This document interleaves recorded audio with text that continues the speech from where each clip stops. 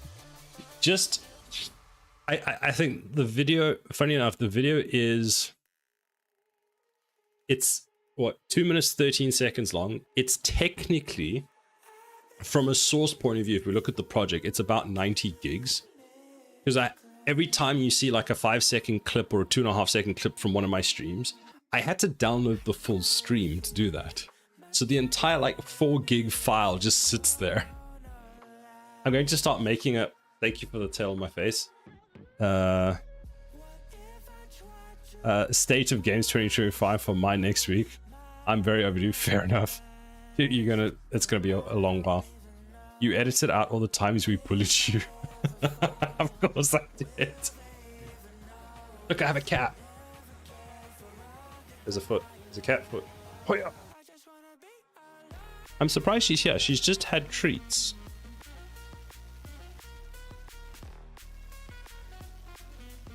We need more cats in dev videos. There was a game on at some point early in the stream. The cat was sitting right in front of me, and every time I stroked her head, you would just see her head pop up in the stream. It was very cute. Look at them. Okay, so what I was trying to do is, if I want to just look at Unreal Engine. That's not Unreal Engine.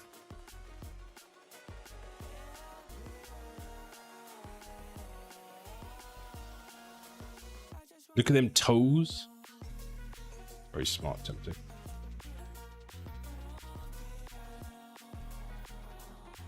My actual cat I took a picture of. Aw, cute. That's so smart. Game on. There's so many cat pictures. I'll get a real one of Tan. I'll try. She's just very grumpy. Most of the time her face just looks like, like, what you want, boy? What you want? So if we go to Epic Games, this is the Unreal Engine GitHub, and I can never remember what that's signing up. That's in Unreal Engine. Is everything in a repo? It is technically.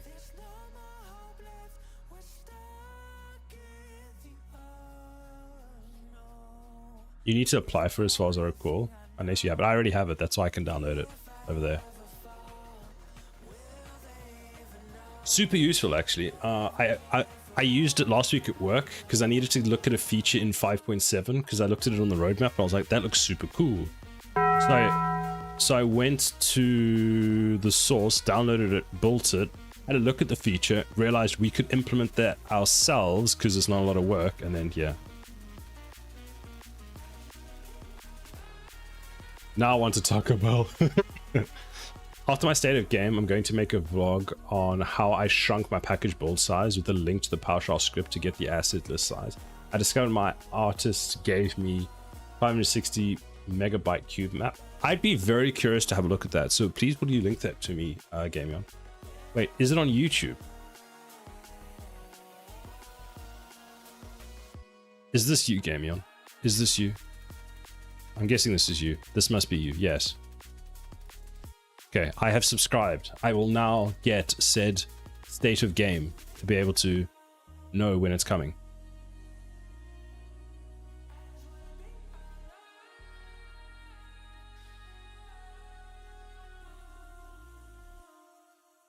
I regret my decisions. Okay, it's fine. It's fine for now. Initially, I thought to myself, I don't need the Unreal Engine source code, it's fine. But I keep hitting these situations where it's like, actually, I just want to have the source code. I'm just wondering, Hexic, like, what is the best, do you think the best approach for handling the source code? Wait until you compile the 300 gigabytes? Yeah, I know. So what I mean by what is the best approach is, let's say I want to stick to a particular version. So Unreal Engine 5.6. Compile it and dog food it. Oh lol. All the red on your device scares me. What do you mean? There's no red. There's not a single drive that's red. Okay, that one's out of space, that one's out of space, that one's out of space, that one's out of space, and that one's out of space. Everything else is perfectly fine, which is one drive that's on my network. I can't believe 5.7 is almost out. I just went to 5.6 like a month ago. I'm not sure what to do at the moment because it's like I'm still on 5.5 and I don't want to move yet. I'm like, do I move to 5.7? Do I wait?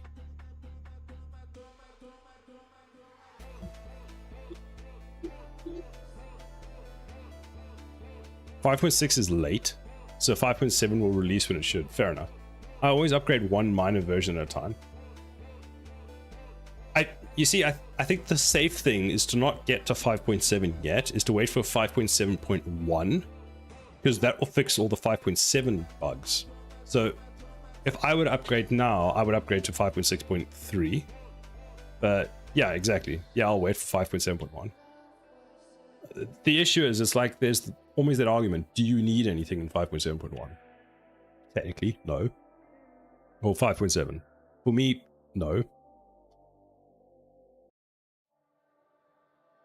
I mean, things are already broken. No harm risking an update. Fair. I do need to go through my hard drives and actually like clean them up, because there is no space left. This drive needs to, let's actually see.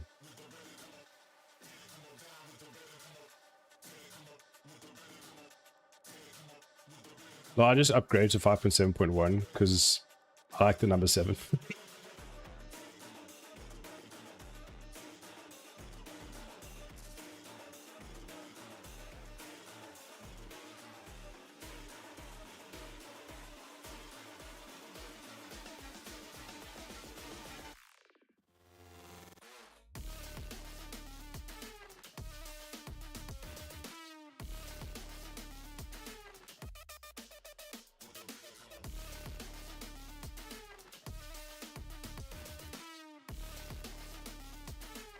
Do, do.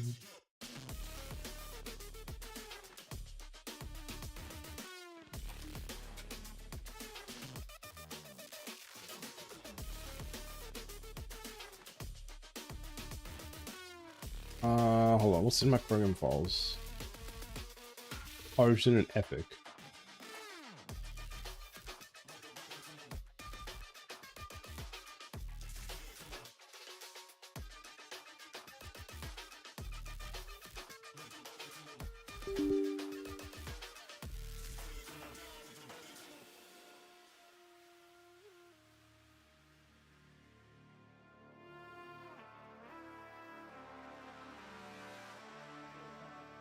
Okay, so that's done.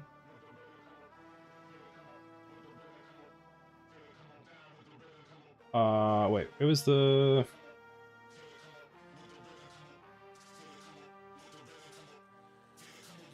Let's see. Okay, wait, let's do this, right?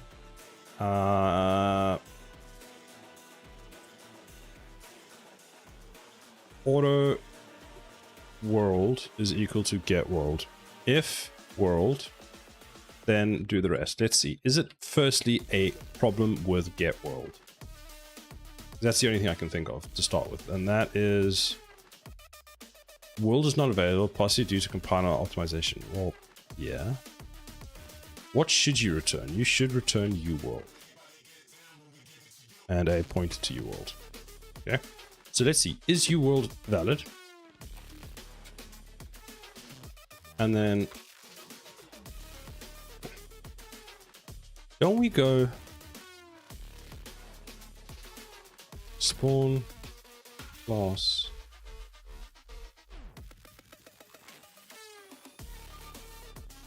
Unreal has a built-in localization with text type.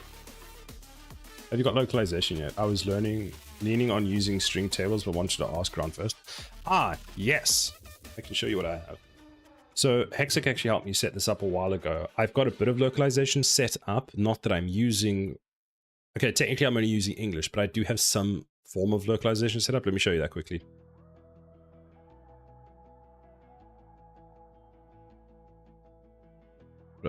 Breakpoint there to see if it's actually valid.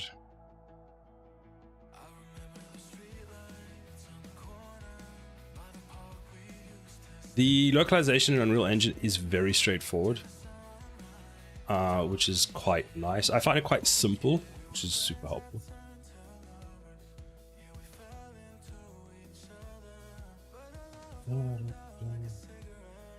Wait, is this Unreal Engine 5.2 that's on my PC?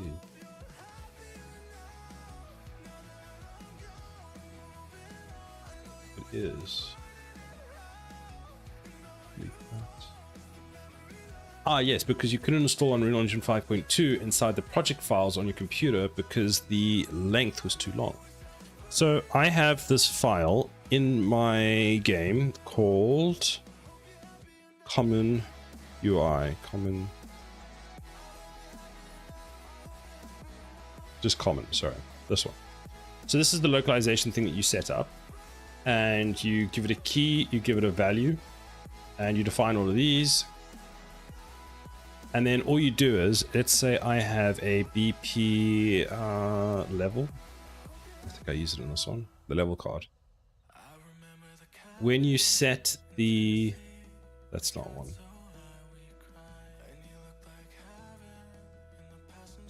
Okay, this is one where I haven't set up anything properly. Oopsie. Let me find another one. But basically, what it is you go and... Oh, it's because I do this separately.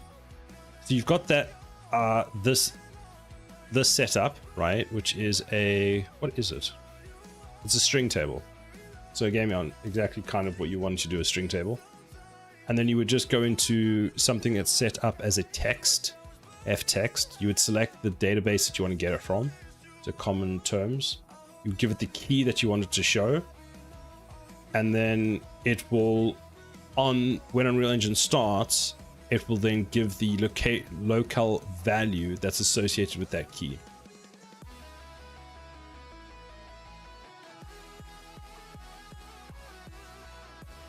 So let's see. Play. Fine. Thanks. So yeah, the string table thing that you're looking at, that seems to be exactly how you do it. It's really straightforward. Well, you can watch a video on it. It seems pretty straightforward. What languages do you want to support, by the way? Okay, so that's why this was failing. Get world is null. So, why is get world null? I watched a video. It looked like there were two different ways to do it, and I was a little confused at first. I did find it at first very confusing. People made it seem a lot more complicated than it actually was. There seems to be two parts to it. So part one is you have this UI terms thing that you set up, and that's it. Then part two is you set up there's like another piece to this where you set it up for the different languages. So you'll set up, for example, this is English with these terms. Hold on, there's a tool somewhere. Where is it? Localization dashboard. Here we go. So here's the localization dashboard. You'll see that I have 138 terms inside English. I apparently have 2 inside French. And you would use this to basically go to the other one, pull out all the words, and then you could, for a particular language, so edit here. So here's the French one. So if I open French, on untranslated there. So I've got one that is translated, which is language settings, which is apparently parameters de langue. So parameters of language, which is probably right. Just found a tutorial that has what you showed me, bookmark. Yeah, perfect. So those are the two parts to it. It's one of those weird ones where you actually you do part one and you kind of just, that's it for a long time. Then you come in when you're sort of finished everything, and this is what I call part two. But you can see like these are all the values it's detected, and some of these I haven't, funny enough, some of these I don't have keys for yet. So it's kind of like, where's it getting all of this? So there's some part that I've missed. Because you can tell it to just load everything that's relating to game. So yeah, I guess if you get there before me, you can give me a bit of tips for what I've missed.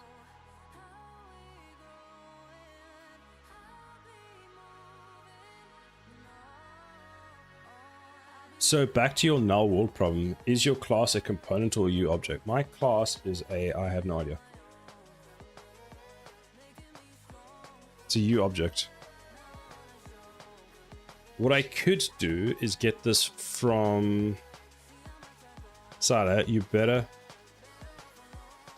What is the outer?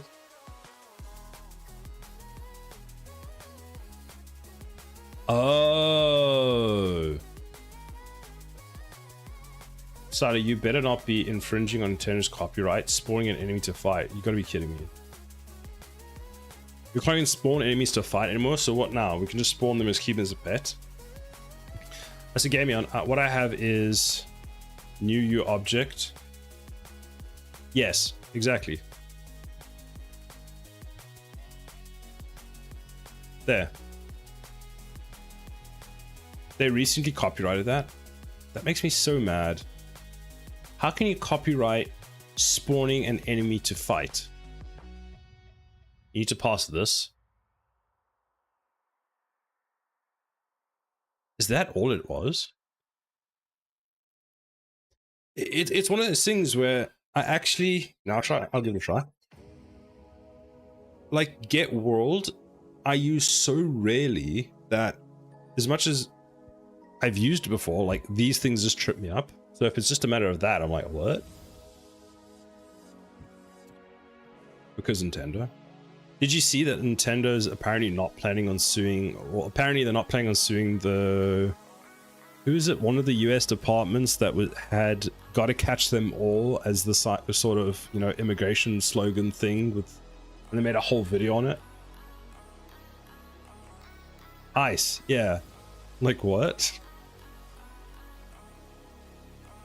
They'll go after Department of Homeland Security, yeah, that one. Without an actor, U object exists in its own null world, not tethered to anything, and you get garbage collected the minute you leave the called function. That makes sense, actually. Because if you're registered to U world, then you've got a reference back and Unreal checks for what's the word? It checks for something that doesn't have a reference basically to your world, and then culls that basically. That's how the garbage collector somewhat works. Oh yeah, someone made a meme video showing Ice Raid using Pokemon theme music.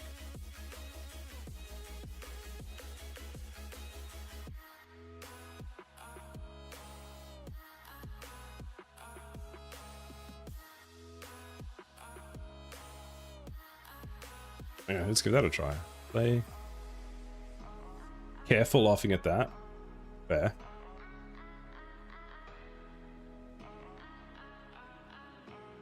That's fine.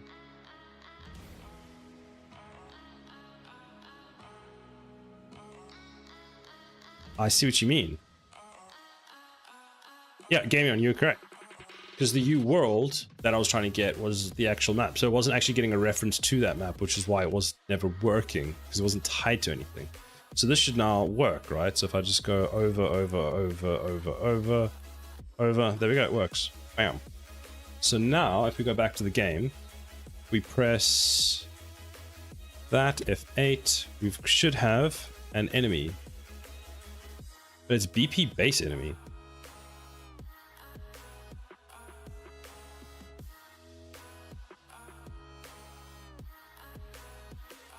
Unreal. That's the second, so that's that. F8, there we go. So this... Okay, so something... We've made progress because we can spawn the enemy, but that's actually incorrect. Okay, I mean, that's fine.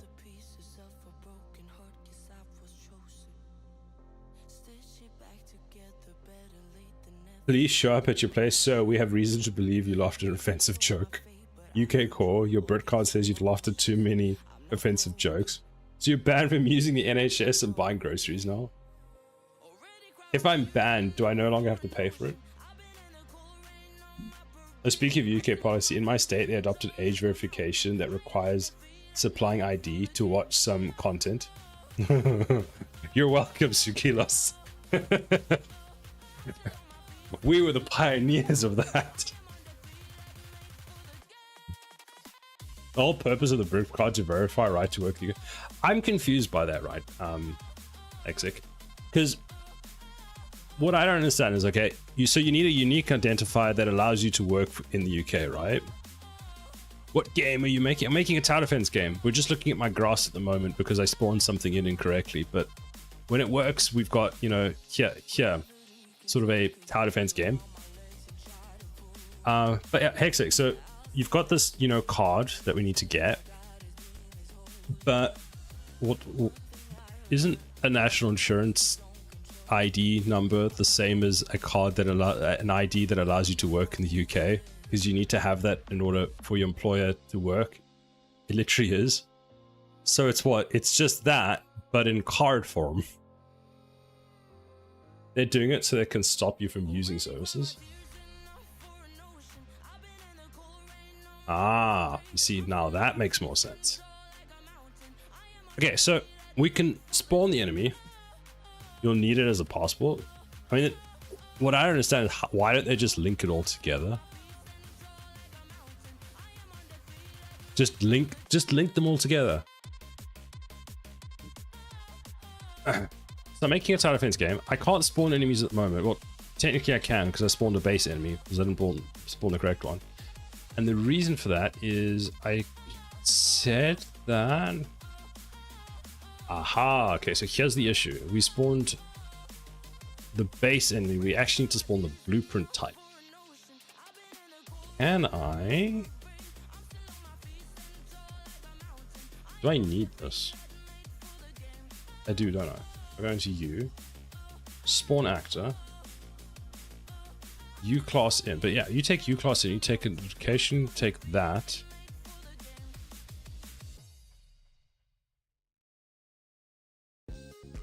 Because they want to spend 400 million. That way they don't have to increase the black hole to blame conservatism.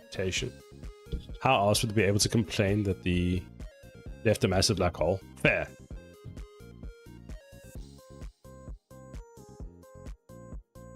Aren't we at the highest point of debt or something now?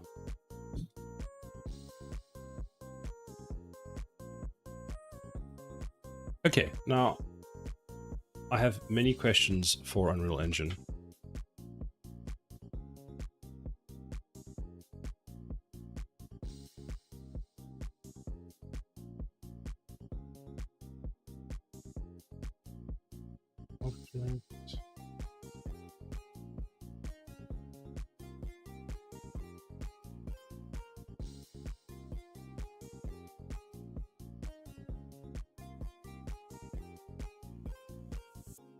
Who isn't at record debt at this point? True. That's how they claim that it won't cost much, because they're fitting the bill with our taxes and we have to buy the card. Wait, I have to pay for it? But my driver's license is free, technically. Is it free? Is the driver's license free in the UK? I can't remember. I mean, it's free when I move house, and then they just send me a new one. Oh, it's not? Or is it the initial application isn't free? You have to pay 30... I've never paid for my driver's license. I don't pay £34 for it. Or was that £34 the first time? The card itself? That must be for the first time, because... when I move houses, is the first time, because I paid some fee when I got my license converted. And then now what I do, 20 if you replace it or if you lose it. Okay, fair. But if you move, it's free. Because I'm onto like my 4th driver's license now. That's just from I moved.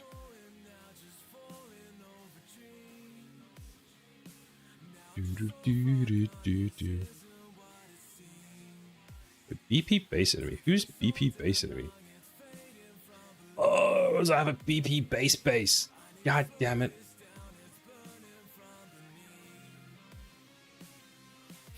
Oh, wait, that might be right because I'm actually an idiot. No? No, I'm just confused. So if you get a free one, just by requesting change of address, I'll do that. Yeah, you just get a free one if you move. Hi, confused. I'm Sekilos. Nice to meet you, Sekilos. I'm so confused. My brain is just not braining. Play. Is this right, or am I just... Which is base enemy? It is this dude. Why is he invisible? Hey, yo, fam, why can't I see you? Why doesn't Real keep doing this? Oh, I pressed pause. That might be my bad. F8, F9. No, there's something going on with Unreal Engine today. Okay, we can stop checking that. We know it works now.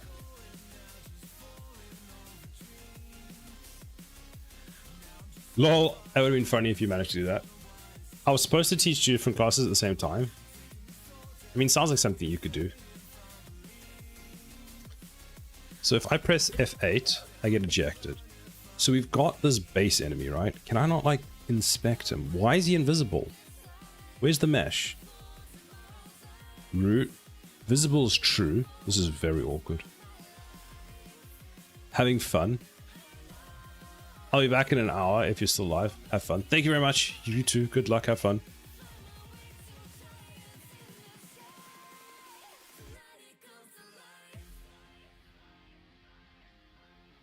So...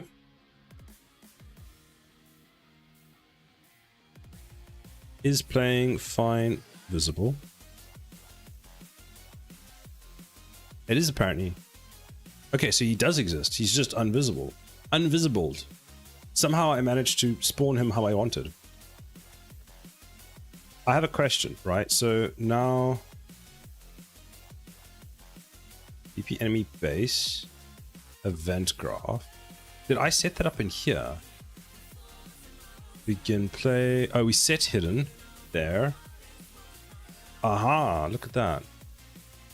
So I did something smarter than I actually thought. So if we take enemy skeletal mesh, get, and say animation,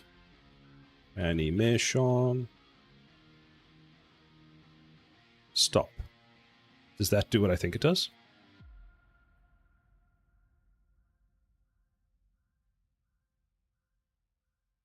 Play. F8. Select him. Skeletal mesh. Visible fine. I need to turn off looping. Is it looping? Wait, maybe it isn't looping. Visible. Visible. Visible, true. No. Because it's still processing behind the scenes even if he's invisible. So I need to tell him, bruh, stop. Where do we set the animation? Let's try that. Set visible, skeletal mesh, stop. Okay, so this doesn't do what I think it does. So we need to actually target the animation. Animation. Set animation mode. What does that do? Oh, that doesn't do what I want. Animation. What else do we have? So get animation, get play rate. Changes the status of the thing. No, we don't care. Is playing. Yeah, that's fine. Get position, set mode. Stop goes play animation. This function status won't be serialized. That's not doing anything that it says it's doing. Yeah, where am I changing? Hold on. When he dies, he goes, yo, what up, my dude? How are you doing? If you think you're confused, I'm trying to sort out types of WASPA, or was a that the API, yeah, was API, I'm going to call it, and the get buffer call is giving a pointer to a byte pointer, but the type of audio is UN16. Eh? Thank you. I'm even more confused now. Okay, here we go. Play animation. Let's try this. Delete that. Let's go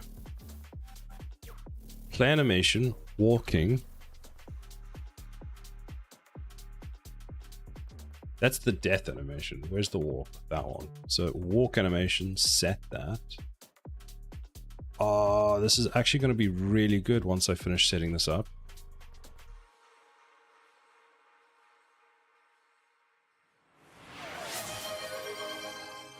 That's how I'm feeling. So we're both confused.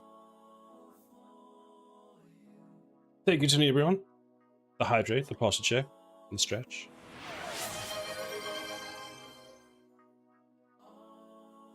I opened my bottle of water almost sideways on top of my keyboard. That would have been awkward. How's the dev going? Great. I'm using an on-screen keyboard now. So that stops that. Can we not just call... For you, yes. For us, hysterical.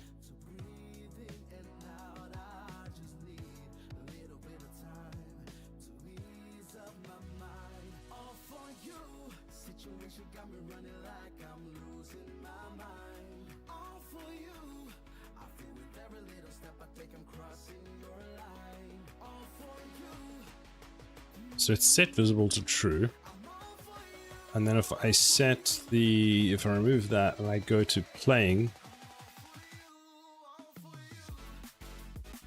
the default setting for playing the animation, sequence to play. So looking for something like sequence to play. So this doesn't work. That doesn't work. That can just go there. That we can delete. That we can go there. Set visibility. Then go like this. Is playing. Yeah, that's great. We don't want that. We want to set that is playing. Play. Play animation. Play. Nope, that's not what I want. I want to be able to turn it off. Is playing, play animation. Set animation play rate. Is playing, blah blah blah. Play montage. This can't be this complicated.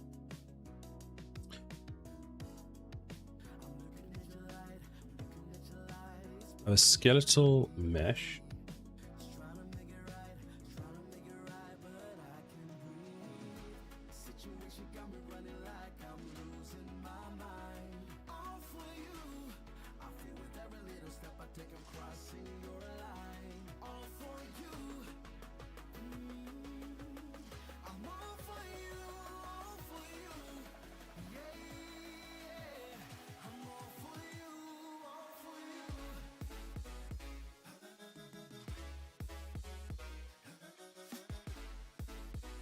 Trying to just stop animation.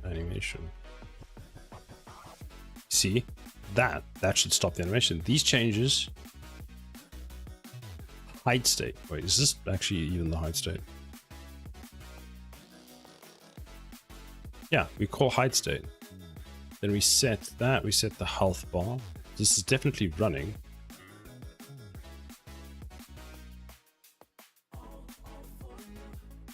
Stop animation montage. Stop all montages. Set animation mode. Use default thing.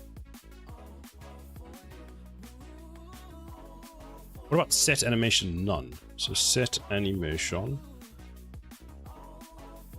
none. Does that work? Would that even compile? Play. Yeah, go away. I've come up with a new method.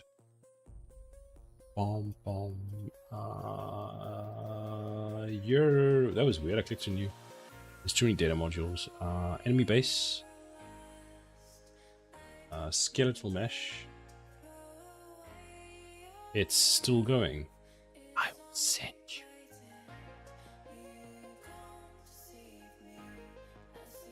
You just refuse to work, do you? You just like, nah, bro.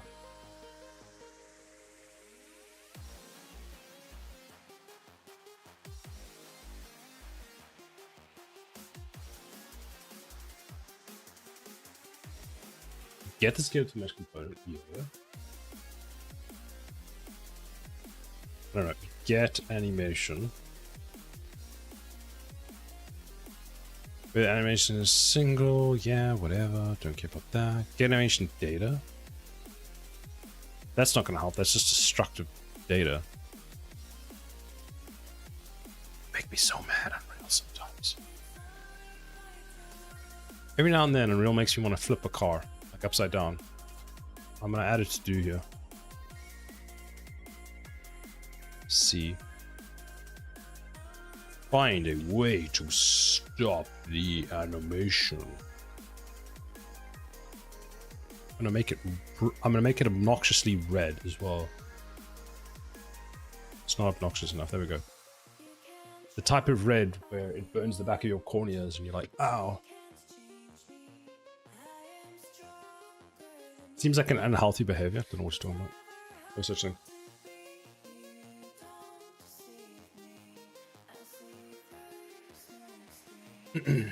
Have you considered overplaying, paying for someone to talk to you about it? No, I've not. Ah, that's the greatest way of putting it. Overpaying for someone to talk to you about it.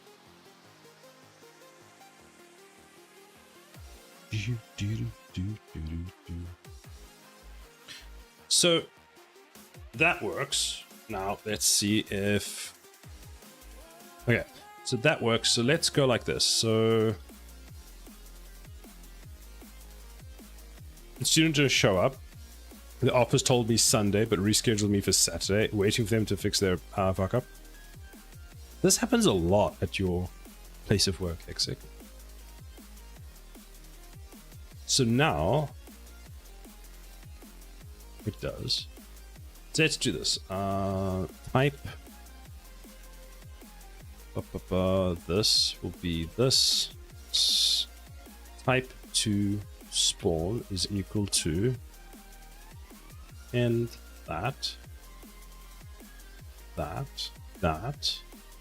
then that will just be that.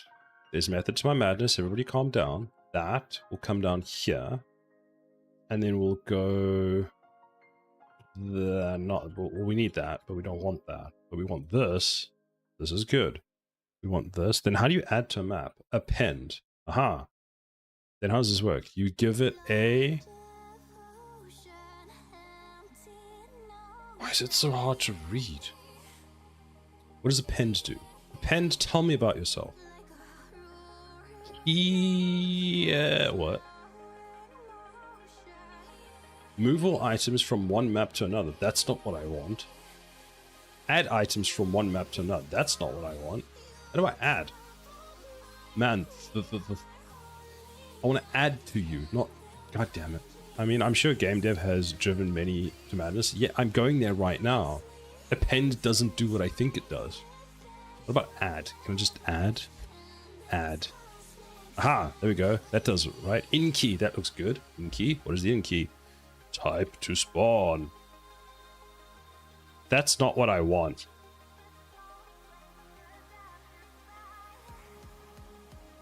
I'm gonna flip a table. Bum, bum, bum, bum. Ba, ba.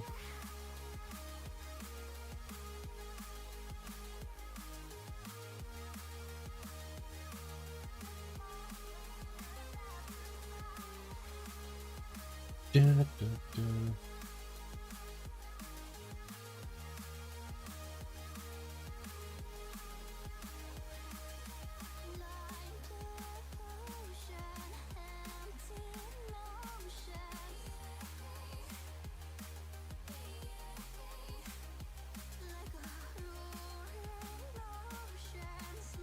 It's definitely driven Sada to madness. I don't know what you're talking about. Would you call this board madness? I've lost my board. Give me a second. Is this madness? No. It's a sophisticated plan. What about this? Is this madness? Look at it. It's organized chaos. There's a lot of it. There's a reason therapists don't include the implied space. Shame, because the madness part is fun. The new positioning for the taskbar is disrupting my muscle memory. What, with it being in the middle? You can move it. You can move it back to the left. I think you can move it, can't you? Someone I know has it on the left. They've made it so you can move it back to the left side. Madness made pretty is still madness. That's pretty madness, you mean? Is that what you're trying to tell me? Pretty madness? This is so satisfying for me to look at. I still love this. Give. Give. Enemy class. Hi. Please give. Oh, there you go. Better. For me, it doesn't matter too much because I don't click the start thing. I always press the Windows key. I just press the Windows key and type, and then I get frustrated because Microsoft does this thing where you'll press the Windows key, you start typing, you see the first result, and that's the result you want. So you move your mouse to click it, and then it turns into a web search in that like 5 microseconds that you're about to click, and they show a web page of something that you're searching for instead, and then that opens up instead, and that's how laptops fly out of Windows, just by the way.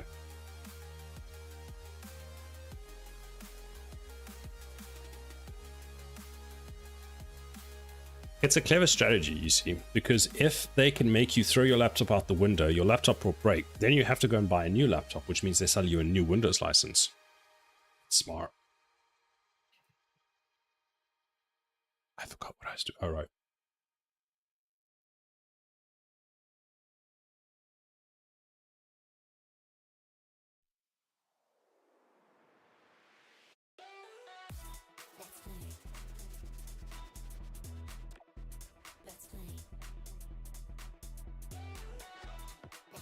Now we know why Silo doesn't get supplied laptops from work anymore. Oh no, I've been found out. Can I not? Wait, seriously, can I not just go like this? Go auto value equals this. The lamb sauce? Riley, hello. I don't know where the lamb source is. Maybe you have some for me. Dot add, and then we go like this, and then we say type to spawn, and then we go value. Does that not work? Does that not work? Why does that not work? Piece of. Oh wait, I think I'm using the wrong one.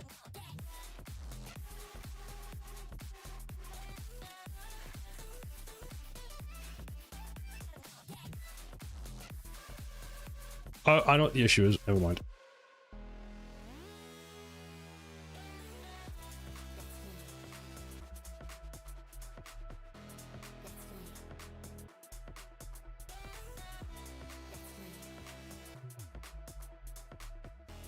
Office left me on red. 15 minutes more of being left on red, and I get paid for this. Nice. Don't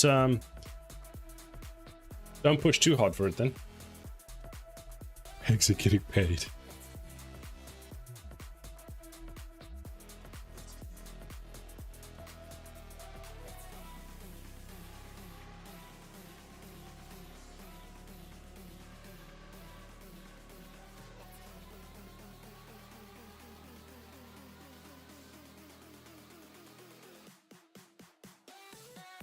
Don't we want?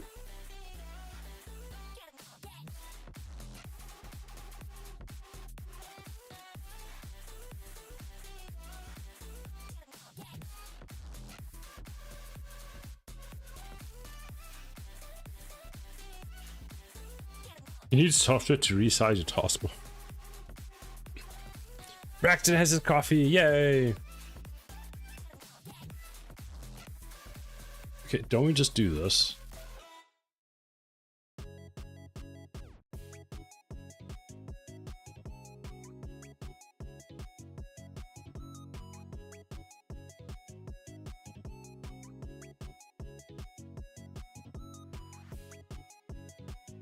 The type cannot be used as a value in a map. You can't be used as a value on a map.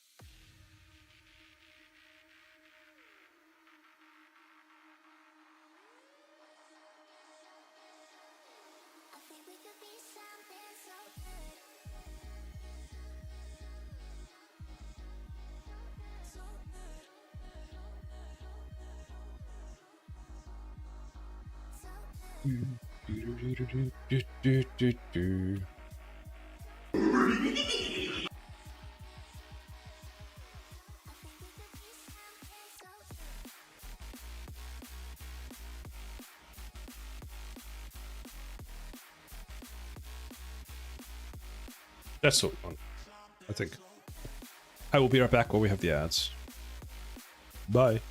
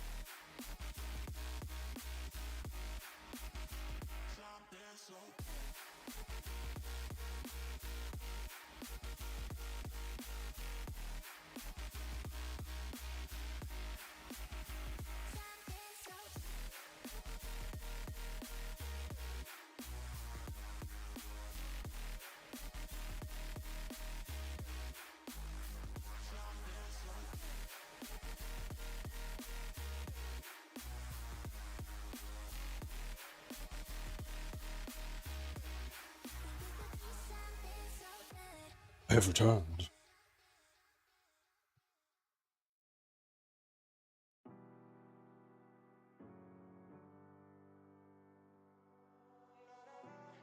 La la la la la.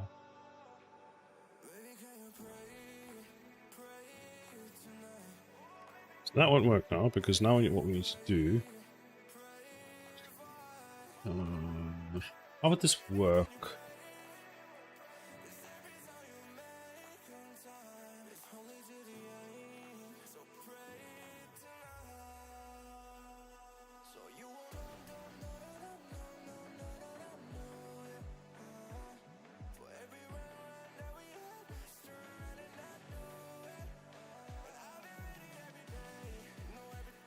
Because what we want is, let's say, spawned enemy.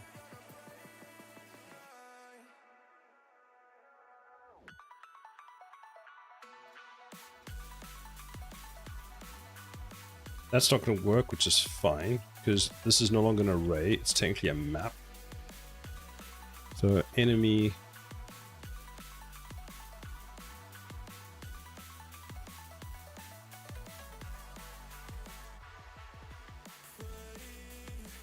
map. So we go like this. We're not going to add, so we're going to go enemy map dot so this for a particular type, which will give us this, and then dot is it available? Dot add that.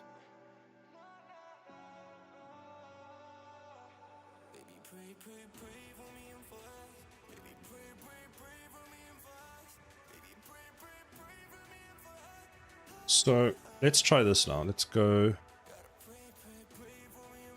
It's fine. That's fine. Let's do this.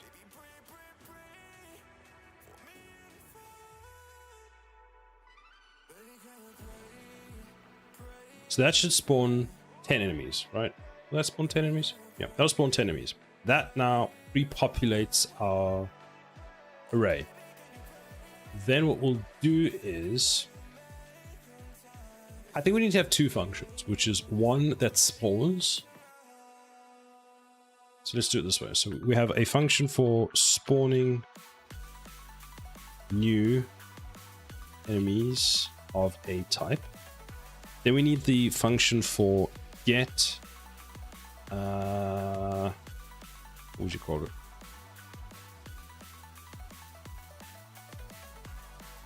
Get, not an unspawned enemy, but basically get basic. Actually, this function doesn't care. All it wants is a unused enemy. That's all it wants. So get an unused enemy from the pool, and this will get an enemy if none are free. Yes, if none are free DBG. Yeah, makes sense.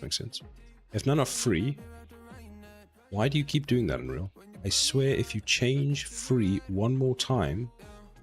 Okay, if none are free, spawn a new one. Not a new one on exit. I will flip a table on you, Unreal Engine. I will do it. Step 1, put Unreal Engine on a laptop. Step 2, flip laptop. I have flipped Unreal Engine. That's what I've done.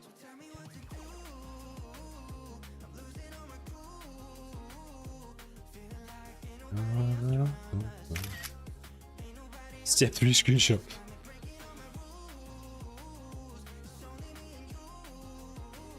I need to get a flip table Silo emote. Boom, you need to have a cat throwing a like just a cat just knocking stuff off a table. Need screenshot as evidence for lawsuit. Hello? Yes, please. Do that. Bubbles is being mean to me. I have a coffee this time instead of a mini coffee. I have a full coffee instead of a mini coffee. I'm flipping the table. That's so cool.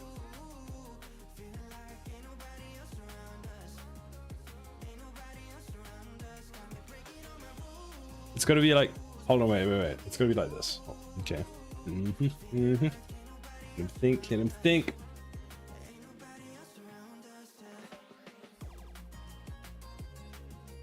Like this into.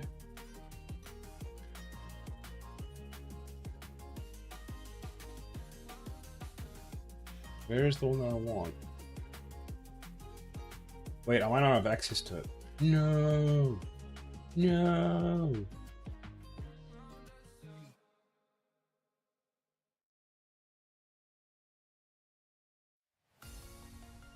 I don't have access to it, so we'll use this one. And then into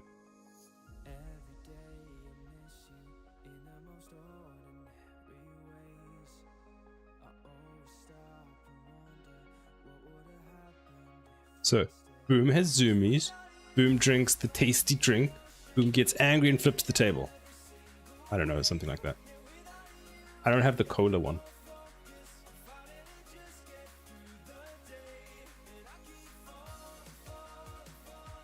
Do you have to flip the table for your stream overlay stuff? No. I don't think you did. Might be something to add.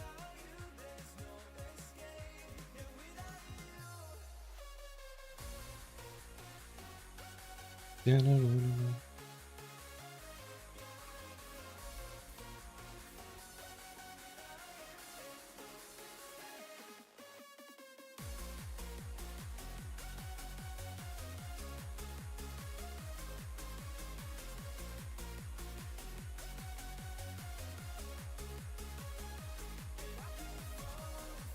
How would that work? What if you did, you know how normally when you're working Boom and we're not throwing things at you, you have a table? What if you have a table there that you're like working on with your hands? And then when you flip table, you flip that table. Or you spawn a table and you flip it. Which might be really weird to do or really hard to do if you have just been hit by a truck and flung, and then you have to suddenly try and flip a table.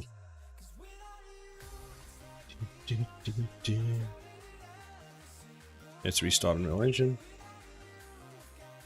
I like to code. I like to code in C++. I do. Spawn table with physics asset. Populate table with stuff. Attach stuff to hand socket. Move hand with mouse to IKR. Yes. Exactly. That makes sense. Yeah, it wasn't just me. Or at the very start of the table. Sounds like a lot of work. Sounds like... or at the very start of the flip animation, a new table without collisions is spawned and you just flip it while the original table stays in place. So you can have an infinite table flipping. Sounds like a lot of work.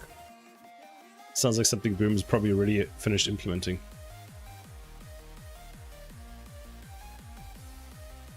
Boom's gonna get some gamer fuel and then bam! Flip a table.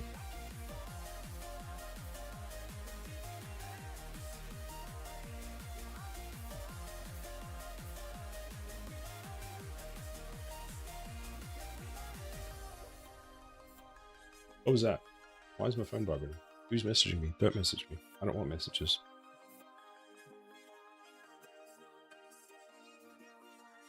Oh no, something's on fire. So this is an enemy map. Okay. Oh, we get that. Oh, it doesn't have. I have to make the straw. I have to make the fucking straw.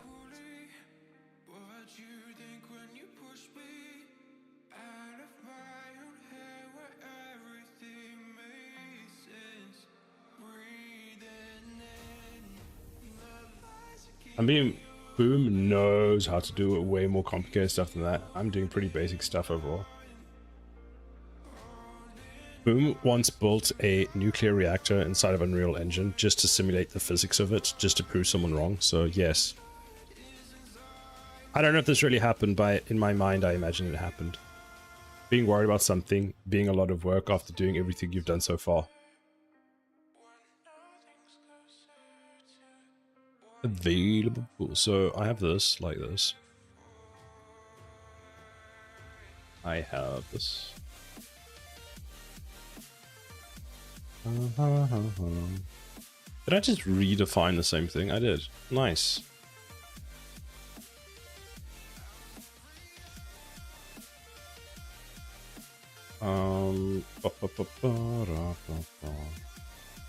F10. Let's delete this because I just reinvented the wheel.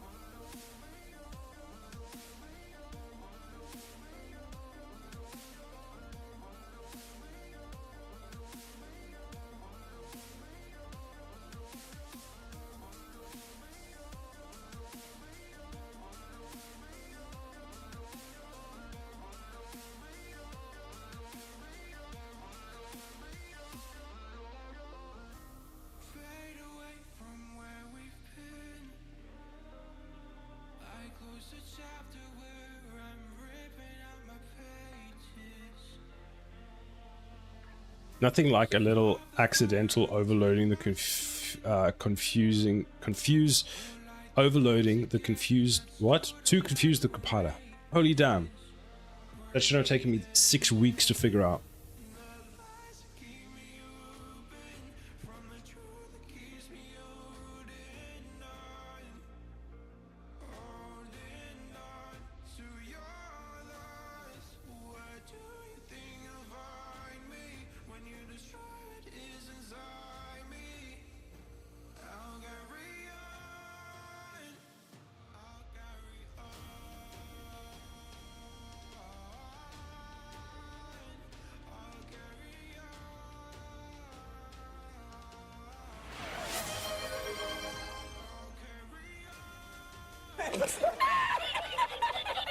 You know how to find your reading.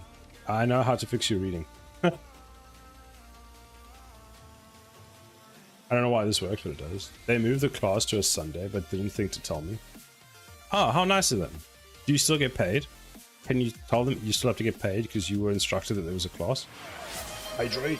Thank you for the hydration.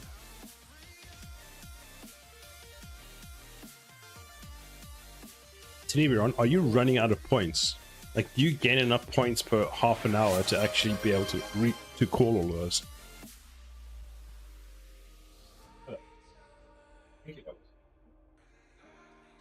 What?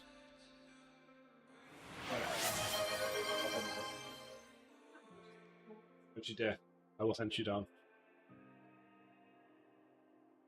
I now see I can type a whole paragraph worth of stuff and you'll read it near perfect, almost like your glasses are a nerf. Exactly. I still have 22k points. Okay, you're fine. You're fine for a while.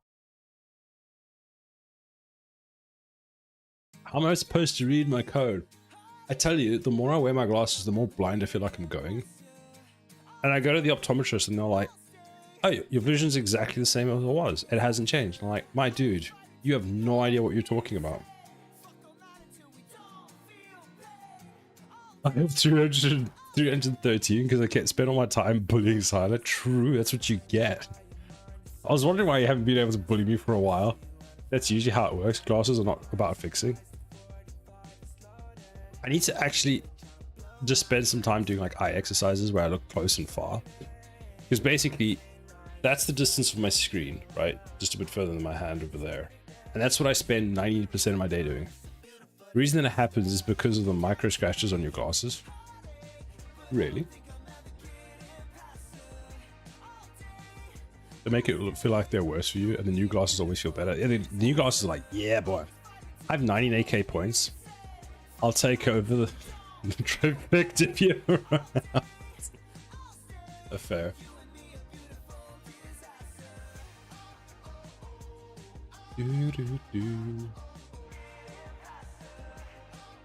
So, why don't we do this, right? Find or F enemy pool data.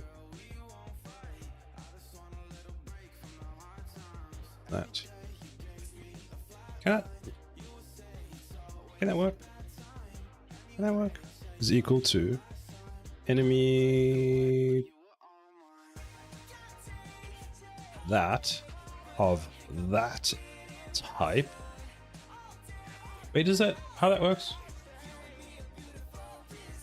No, that's wrong. Dot. Find or add would have to work like this. So then I add the type, right? Like that. Then, like, hooray. By the way, do you need more coffees, Bubbles? No, Bubbles has just made me coffee. Thank you very much. I'll have you know. I do it every few years. I get my eyes tested and get new glasses, and they're like the same, but it's nicer. True.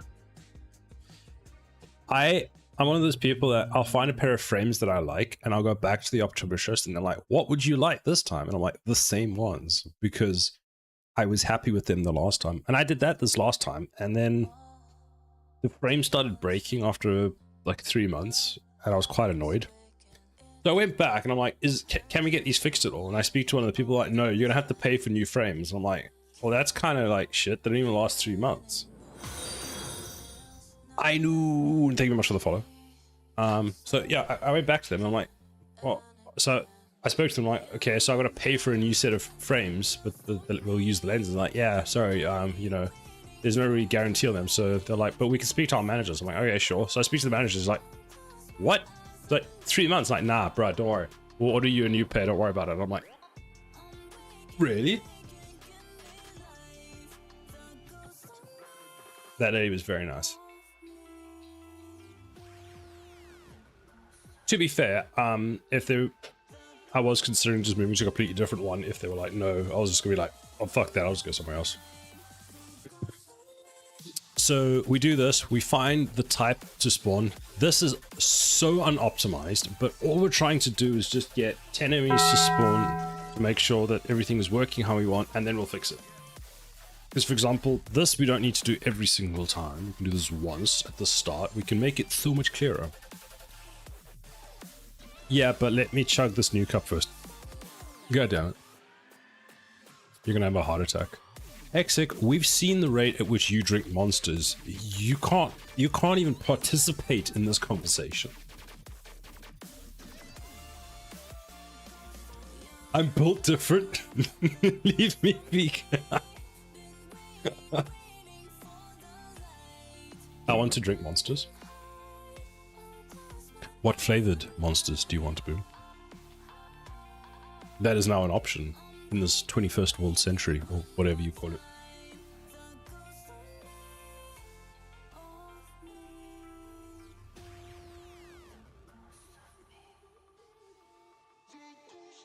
The battery acid flavor. Exit absolutely participate. Just the answer will come from the future for moving so fast. Fair enough. So we do that, and then we can go this. Will that work? I actually have no idea if this could work. My brain switched off about 3 days ago, so...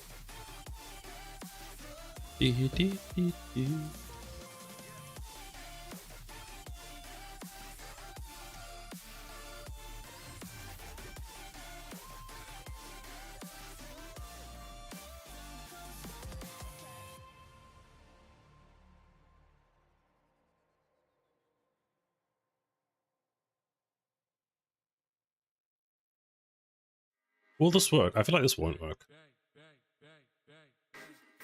There's no ways this will work. I need to actually initialize it properly. Okay, I'll just restart and try again. We're going with the hopes and dreams method today. What I should be doing here is getting the type. If the type doesn't exist, creating the struct and adding it back in, then modifying that and carrying on. But what I'm doing is here's some duct tape, put it over it, and then hope for the best.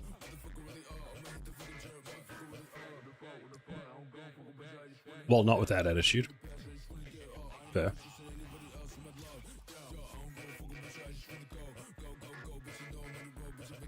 What time is it? It's almost 5. 3 to 5.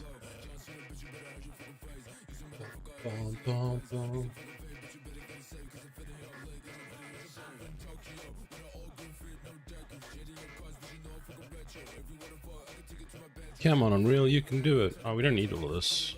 That we need.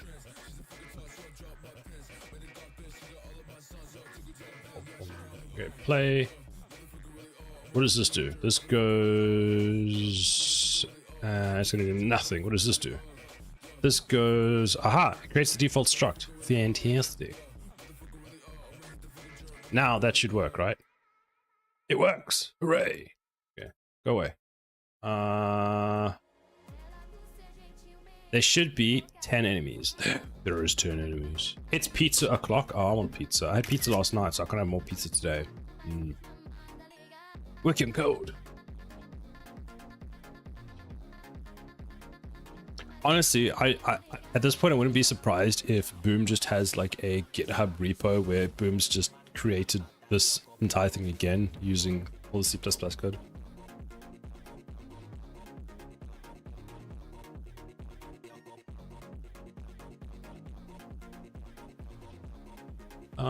Let's go like this. And go U property, that, make this an F.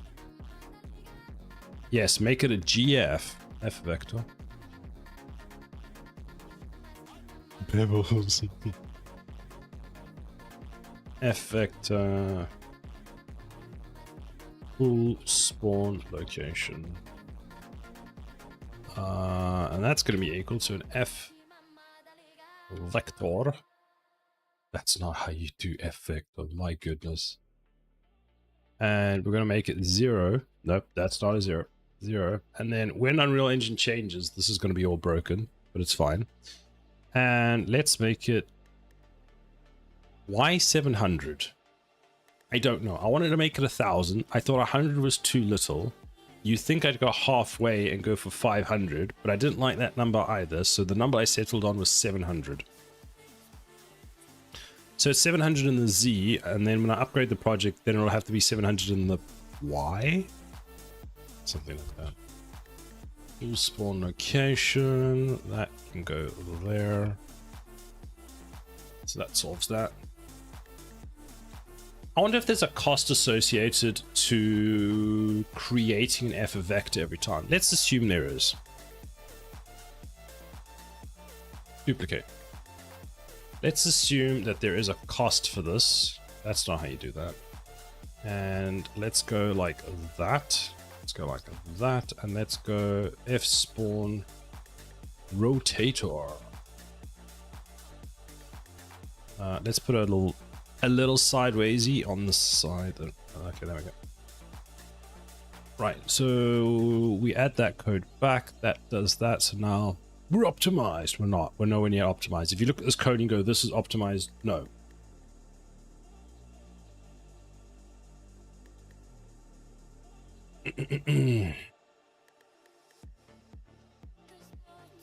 What we could actually do is go like this. Since we know this is of a particular type and we've hard coded the type, we'll do that. These are hard. Oh my god, why does it keep? There we go, hard coded types. A bold assumption, boom. Participate in what? I wasn't paying attention. Remember how I told you you're not allowed to participate in the discussion about how much monster is too much monster to have? Or how much coffee is too much coffee to have in a particular day? Because, yeah. Cool, so we can delete that. Fine. Now, what I want to try do, I have no idea if this is going to work. Let's assume this works. Oh, I actually forgot. I'm missing a function in here that would actually solve the thing. Set get... Here we go. So we're going to request an enemy. We're not going to pass it a new world. We don't need to do that. We're going to build this. We're going to delete this.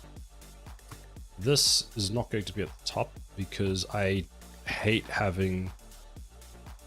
actually, that should be at the top. Makes no difference, but whatever. Let's just return a null pointer because everybody loves having a null pointer. Then that's wrong. That's not enemy bool hash other thing.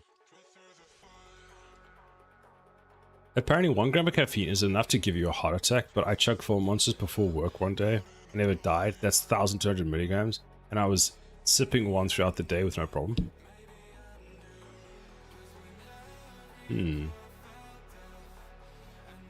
Maybe it all depends on where. Maybe it's 1 gram directly into your heart, and it's not the caffeine that actually kills you, but it's the needle going through your heart that kills you. 360 grams in a monster. Milligrams. Is it milligrams?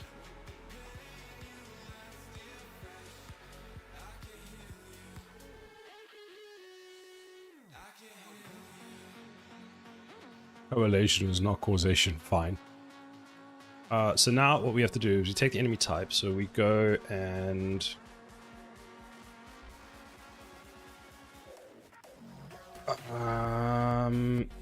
enemy pool. So we take the enemy pool and we say get. No, we assume there's the enemy type. So get this. And we're going to get the associated, so let's just go auto because I can't remember what we're looking for. Let's call it value because I can't remember what we're looking for of that. So that gives us enemy pool data. So enemy pool data, and that'll be F enemy pool data. So that's what we want. If we have that.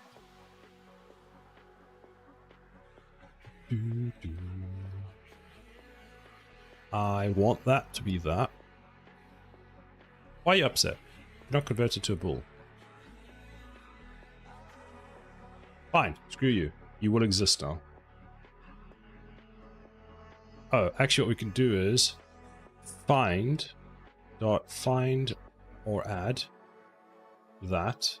That'll give us a value. So now we know if it exists. Then if thing dot is dot available pool dot is empty. If this is the case, we will panic.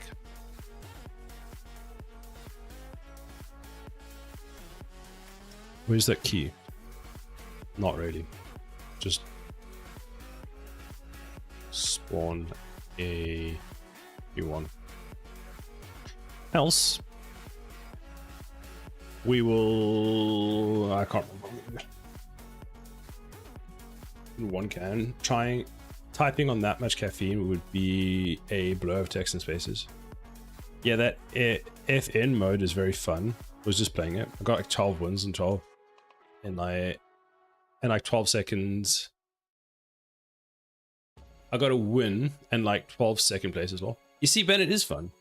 You see, what I like about that one is I hate when you spend 20 minutes trying to get to the end game and you're walking down a hill and you get sniped and you're dead. Bam, that's it. Game over. But when it's like, when they're quick, like you land, if you land and actually survive, cool. If you don't, next game, go. And when it's that, I find that a lot more enjoyable. So the Fortnite Royale, what's it, the Blitz, I find really fun. Fast gameplay, yeah, I enjoy that. Like, it's like quick kill times. It's quick. It's not move. You don't see anyone for like 20 minutes. You see someone, the first group of people you see, you just die.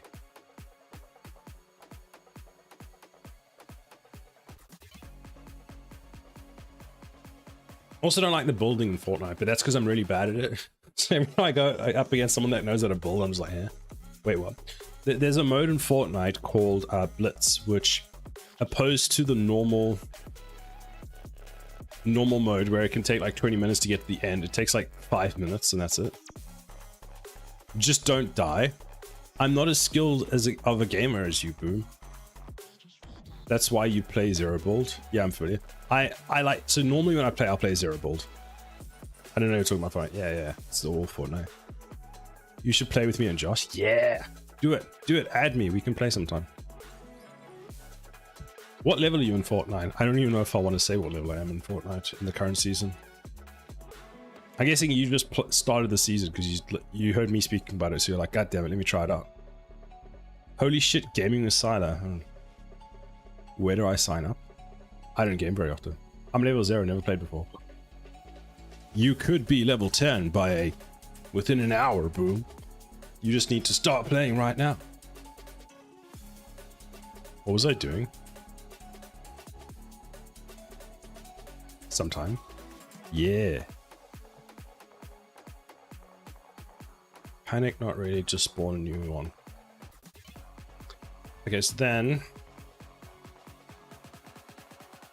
What's the difference between the available pool? Available pool means that we can use it. Never mind. That's not good enough. How dare you?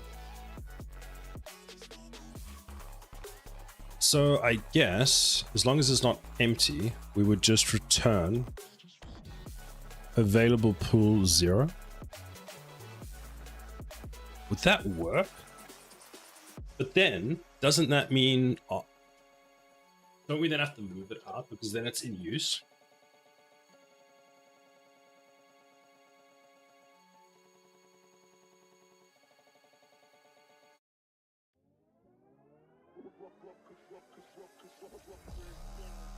I wonder how this is going to work, because in theory, if we request an enemy, we need to... Because I have this weird thing where I have this enemy, let's call it enemy A,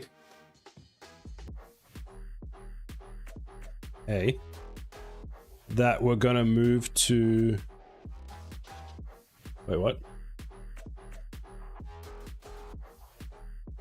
Available doesn't mean you can use it. It just means it's not used. It's an actual computer science term, because you have 264 memory address available, but you can only access a certain number of them. So it should technically be accessible pool.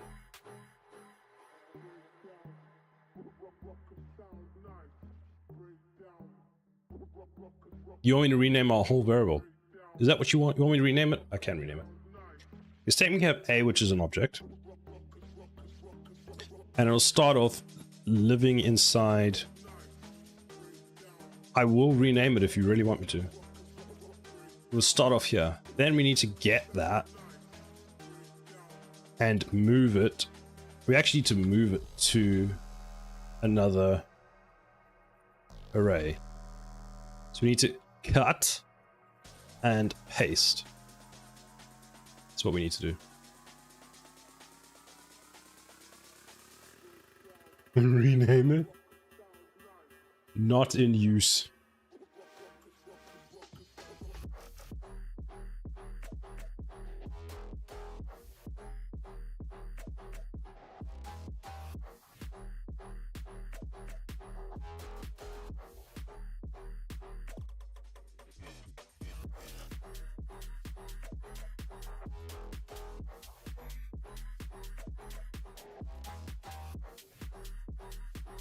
Would this work? We go like this. So we go this. Auto.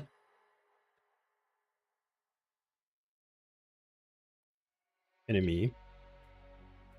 So requested enemy, right? Is equal to that. Then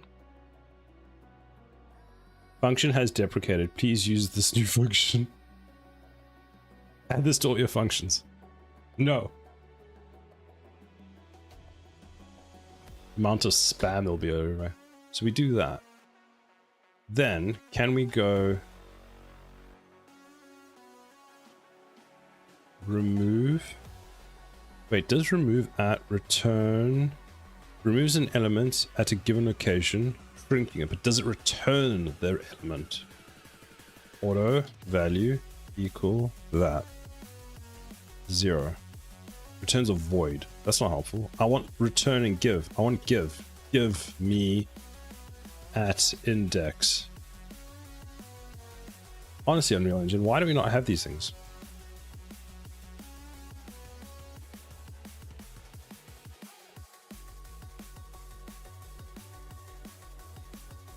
I measured a 70-second speed up by disabling compiler measures for anything during compilation of Unreal Engine. That makes sense. Let's swap. Removes an element or a thing at a given location, shrinking. That's not what that says.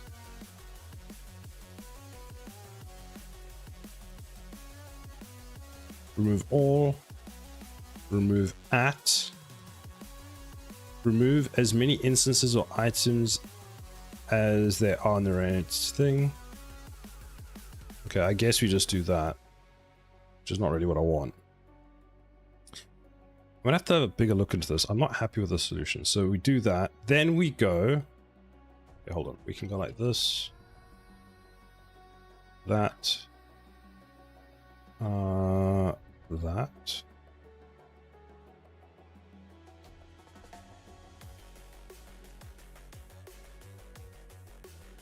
This enemy dot pool array. Technically this should be called in use. Let's rename it now. In use pool.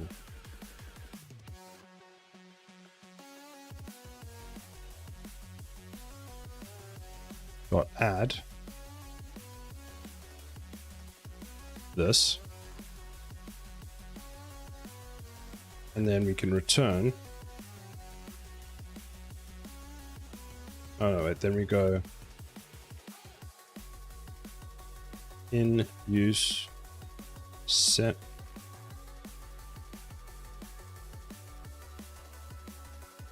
a enemy base.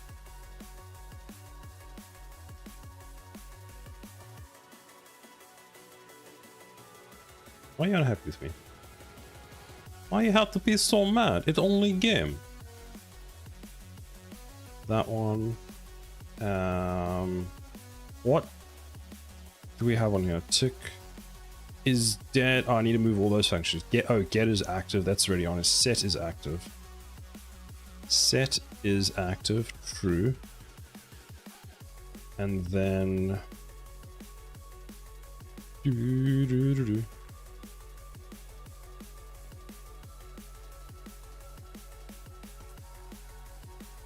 In theory, that should work. Because printing to stream is so slow. Isn't that a part of why the Unreal Engine sort of startup is as slow as it is? Because if you've looked at how much stuff gets printed out, and as much as it looks like it's going fast, there is so much stuff.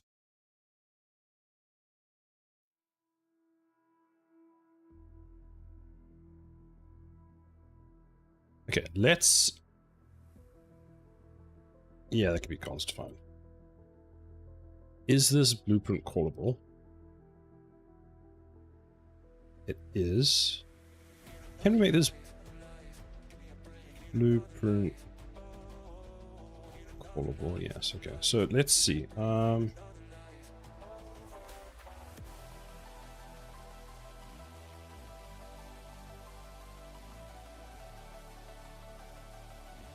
want to have a look at... I want to debug this at some point with a bit more... How long is this taking?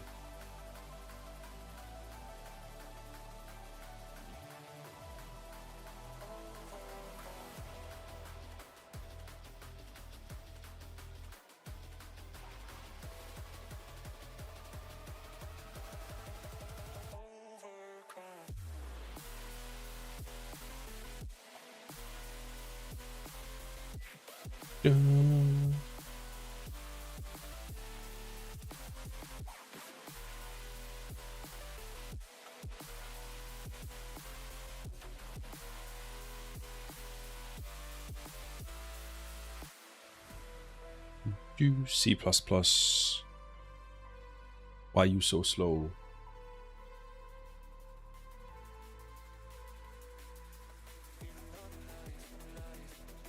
So, you have the most annoying bug. What is it?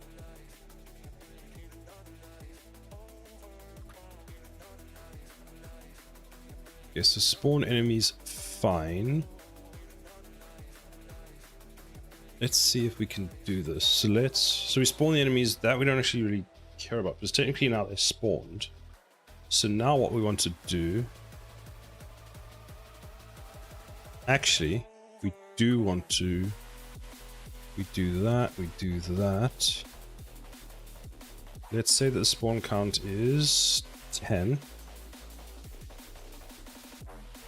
There's a list of ints, and there's only one line of code that adds to it, but somehow it's auto-populating.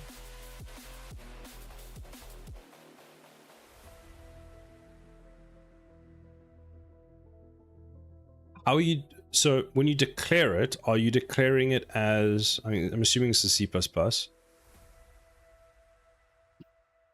Are you just setting it to an empty array? Because that's... I'm trying to figure that that sounds like something isn't cleaned up properly. C# actually. Same thing. Okay. So we do this, we get the spawn queue, we add that, so we get unused enemy. So let's do this. Oh, here's actually who sets it. Fair. So spawn pool.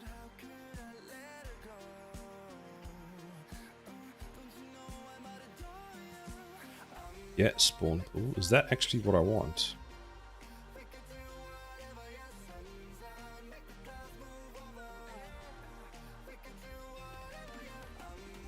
No, we want the pool manager.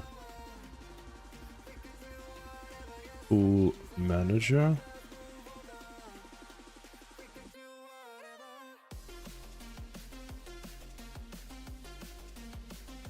It's private and we can't access it like that, which makes sense.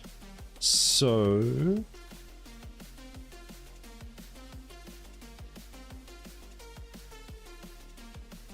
let's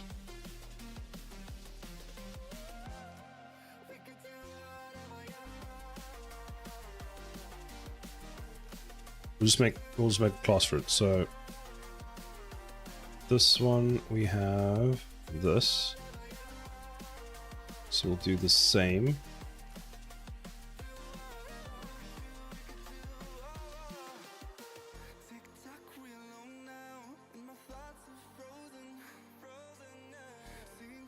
Do that, and then we'll just return pool manager request enemy type. That In theory, that should work. Let's do some illegal stuff and just use the live coder. The only thing I can think of is that it's static, but I'm clearing it on stacks. I don't know.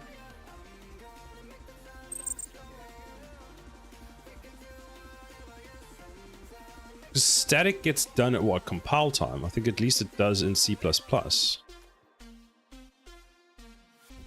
And if you make it non-static, what happens?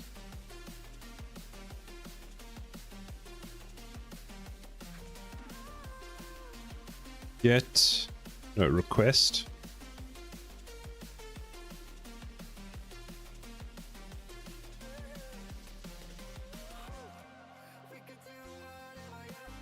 I never made it blueprint readable, did I?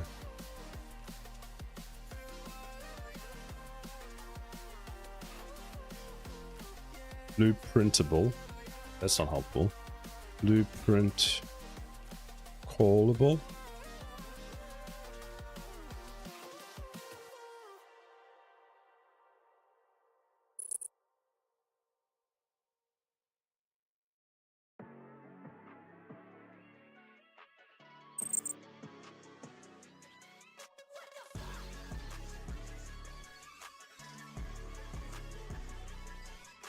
There we go, from the pool. So request an enemy.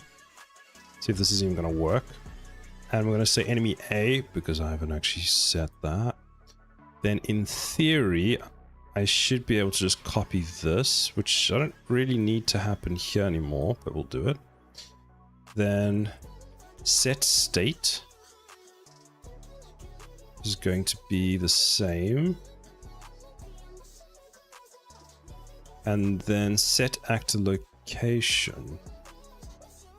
Actually, I wonder if this is just a matter of delete that. Actually, just connect that there. Connect. Let's do this. Pull this back. Add a new node. Disconnect that. Plug that into there. That into there. Okay, so this is saying that an object reference.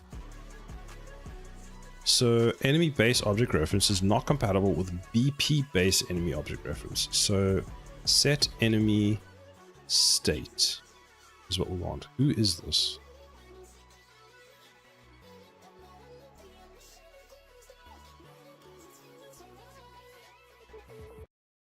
I'm surprised you don't work, to be completely honest with you, because you should be enemy base object reference versus BP base. I could move that function, fine. Does this work? No, because we are looking for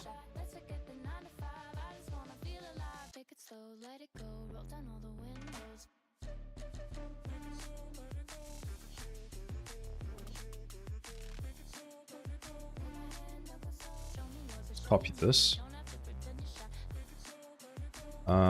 Base enemy. Just as an object reference.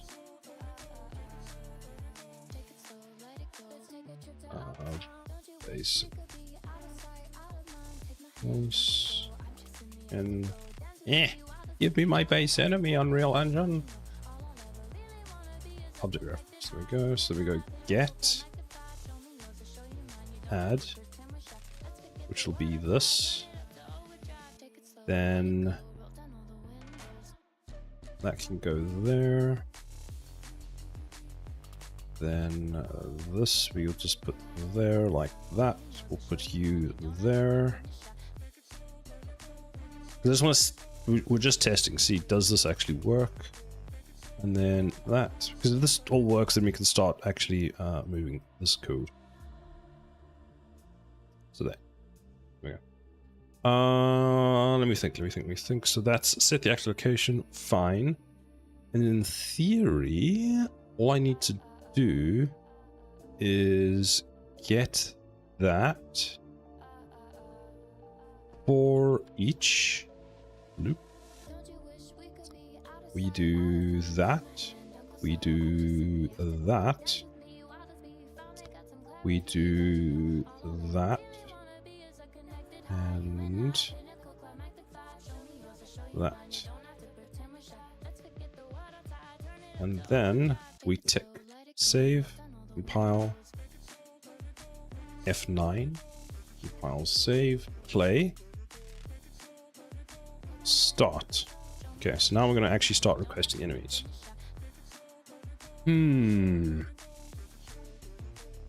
So step over this, step to the next one. So do we actually get a valid enemy? We get... Looks valid. We won't have the correct state, but we don't care about that. We set that, and then we carry on. Pause. Let's have a look at all the enemies. This one. And visible. It's not visible. Aha, so it is working.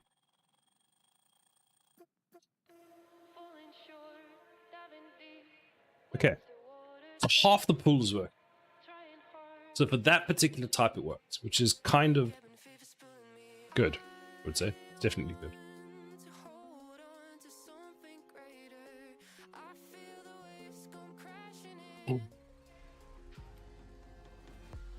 Drowning, drowning, drowning. So what do we have? We've got... Okay, so we're able to spawn the enemy, which is good. We aren't able to actually set... Oh, because we can't set the enemy state. That's why we can't see the visibility of it. So what we could do is create that set enemy state from the C++ side. Just weird.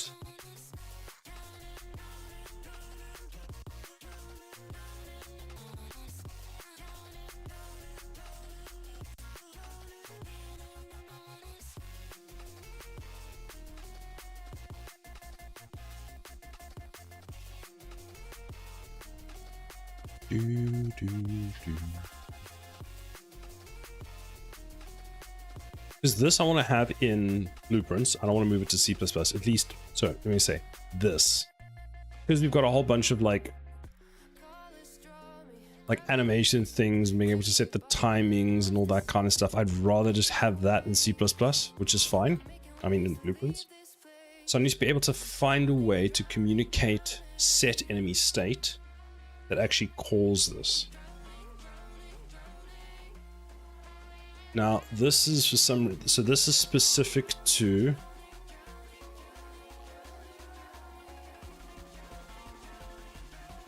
I think this might work. We go over to the enemy class, enemy base. I just had the fun time of catching Unreal Engine caching a variable wrong and was causing a child to override a parent variable, which caused a memory issue to a boolean once all the children started to reference an asset that shouldn't have been. What? How did you manage to do that?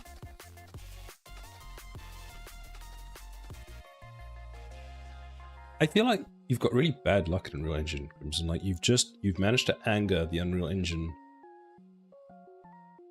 overlords.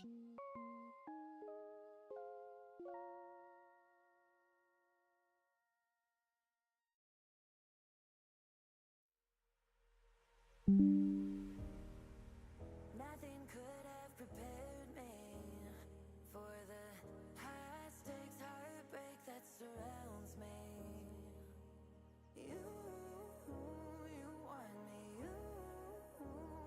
let me go. So I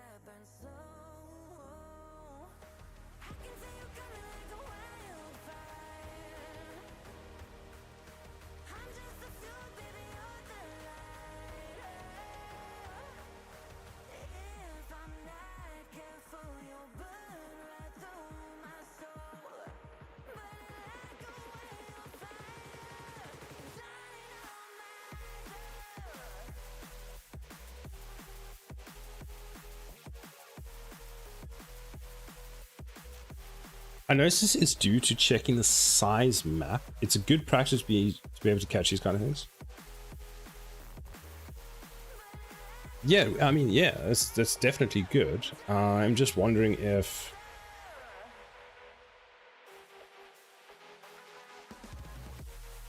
I just wonder... What? But why? Oh, I don't know. Okay.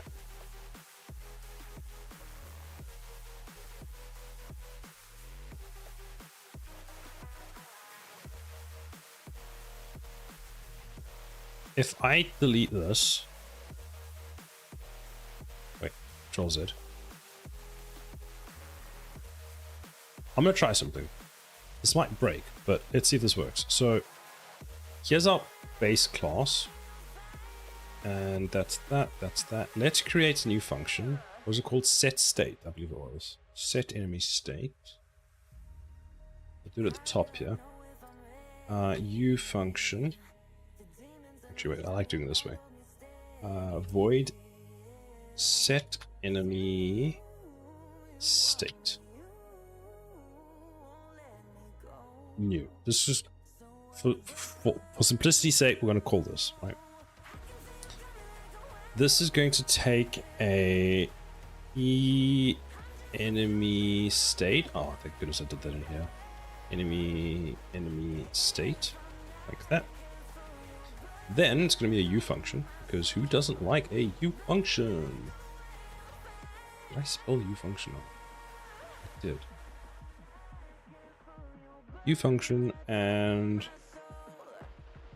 it was one specific child that was doing it, so I had to duplicate it to delete the original, recompile the blueprint, close the editor, rename the duplicated back to the original name, check the variable that named to be changed, compile it again, make sure, compile again just to be sure, and then fix, and then it was fixed. A little awkward. I mean, 5 minutes tops, easy. Blueprint implementable event. Yeah, let's go with that.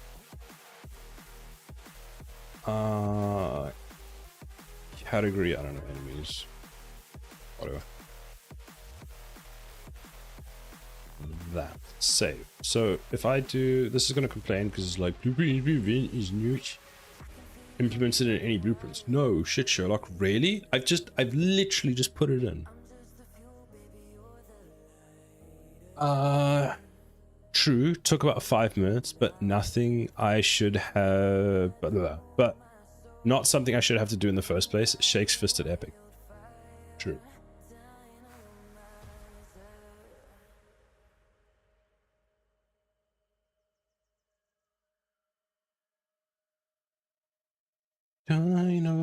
Dinamitio.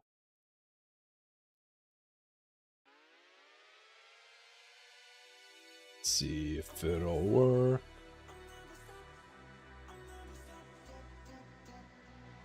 Boom.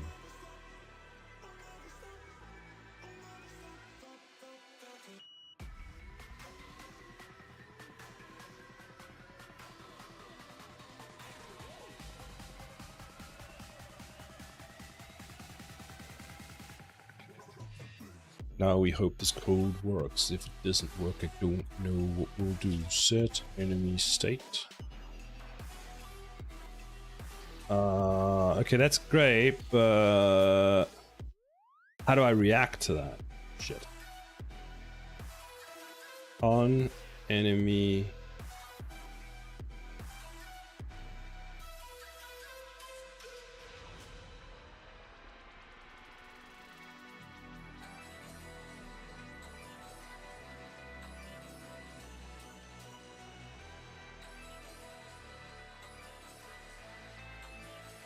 Oh wait, set enemy.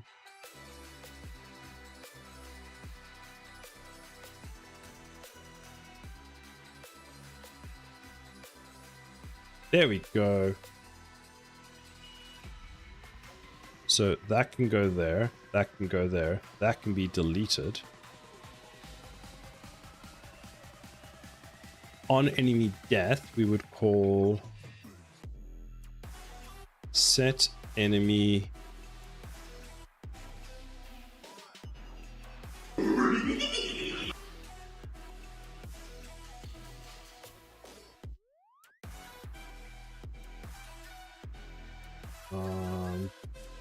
Blueprint callable.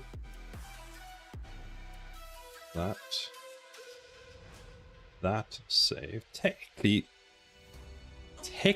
that should just work. Compile.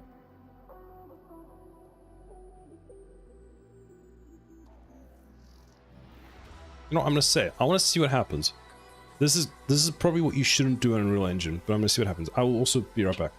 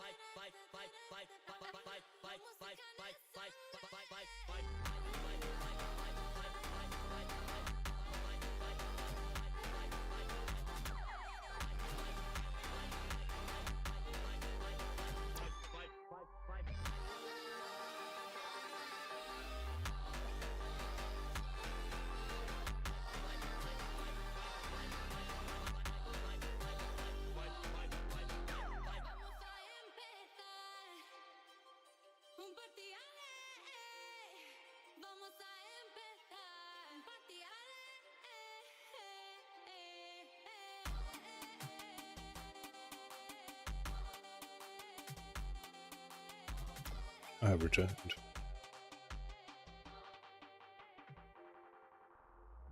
I thought I restarted Unreal Engine, apparently didn't. Okay, whoops, my bad.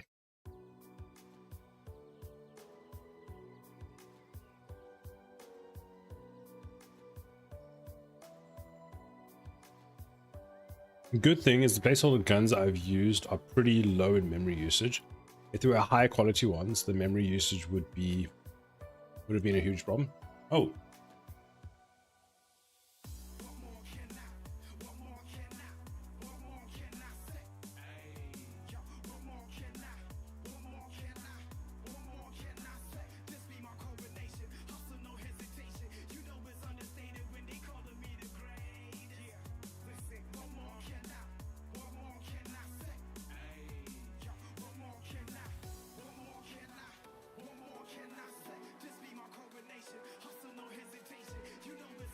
Come on, Unreal, let's go. So what happens now? Okay, so that completely freaks out. So set enemy state. That's going to be dead, right? Compile. So that's all happy. But now in here, this should have a whole bunch of errors all over the place. set enemy state. Funny enough, now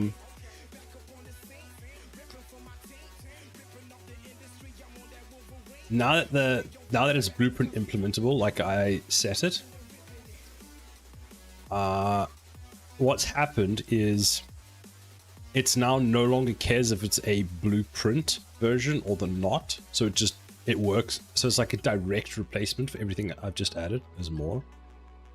Who's still mad? Oh, you are.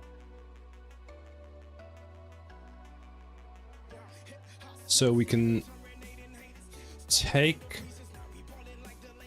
set enemy state. Oh wait, so this one.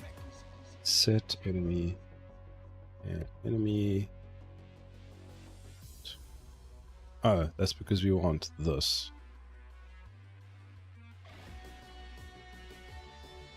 And then this will be walk. Then this will go in there. Then this will go in there. Then this can be deleted. And we can compile that. It's still upset.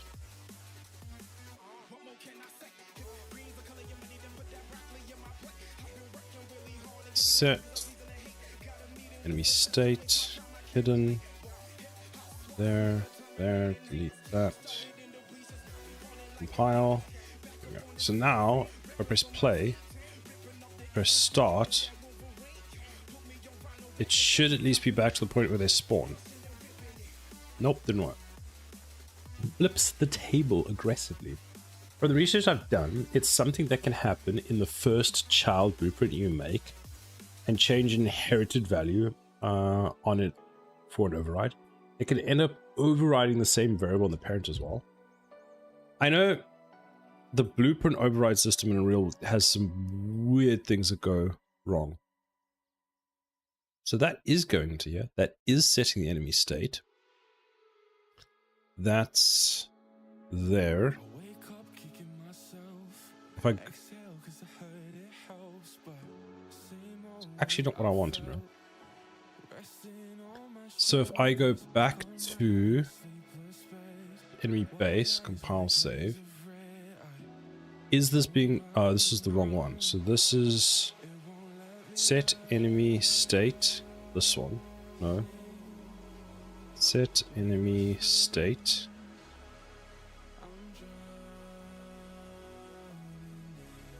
This is a weird caching issue. I'm not sure if you saw that. The value that I removed was still there and it wasn't giving an error that it still existed. Did I remove it? I did. Set enemy state. Used in 5 blueprints, not implemented in blueprints.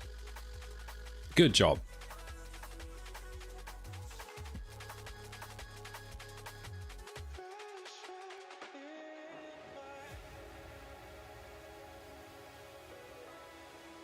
It works. It works. I know it's a problem, but it's one of those things they'll probably never fix. I think it's a difficult one to fix because it's a thing where technically it's kind of live memory and you need to sort of go through and change it correctly in all the places. It's a very complicated one to do. I think that's the issue.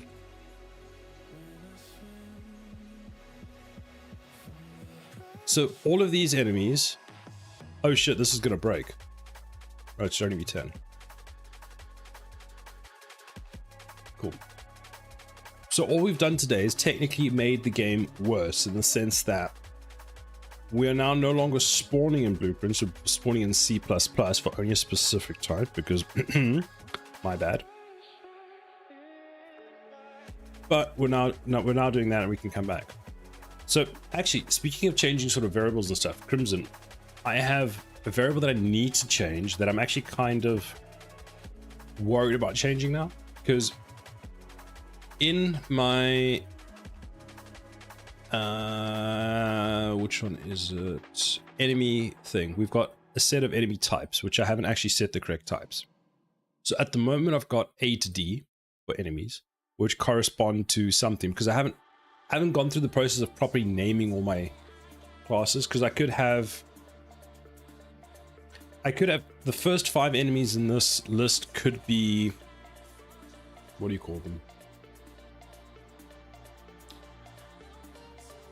Minions, basically. So, you know, easy to kill things. Now, that could be a problem, but kind of with the way that I've set this code up at the moment, at least from the C++ side, it doesn't care. It just goes, this type, create array, do that, and that's all it cares about. But I am worried that when I come to change this, if there's referenced and code at all, because technically the place where it is referenced is in here. I think we actually have the array, that's the pool. Yeah, the enemy list. The enemy A, when these get changed, I wonder what's going to happen. Like, will this stay as index 0 with that one? Because I might have to come in here and reset this up. Which is fine, we can do that.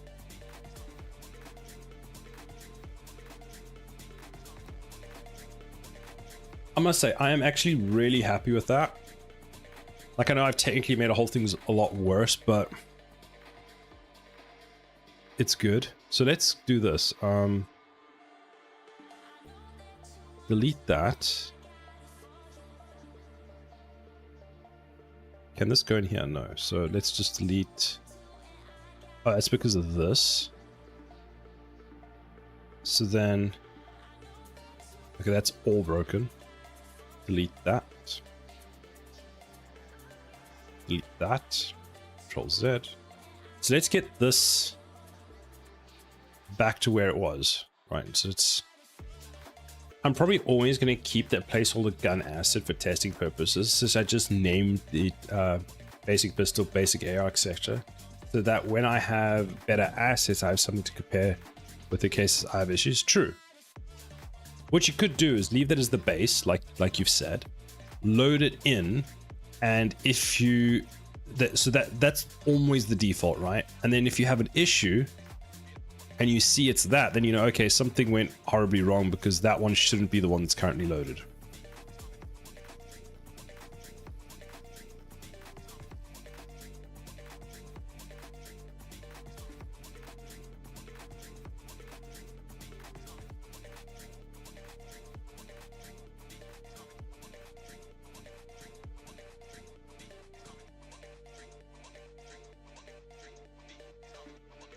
It's so funny. I've technically made like what feels like no progress today because I'm technically at a worse position than I was. But I've set up stuff that now allows me to... It's almost a relief. And does that make sense? Because I've set up some stuff and with this class now that will allow me to do a lot more. Worse position, but better view of the part. Actually, that is exactly how I feel. Progress. Thank you, Boom. Yay. Happy clappy hands. Happy clappy hands. That's such a good way of looking at it. Now we need to tidy up the spaghetti, because a game that has bad spaghetti is a bad game. That's how you make a good game. You have good spaghetti. Do I need to do all of this? No. Do I want to do all of this? Yes.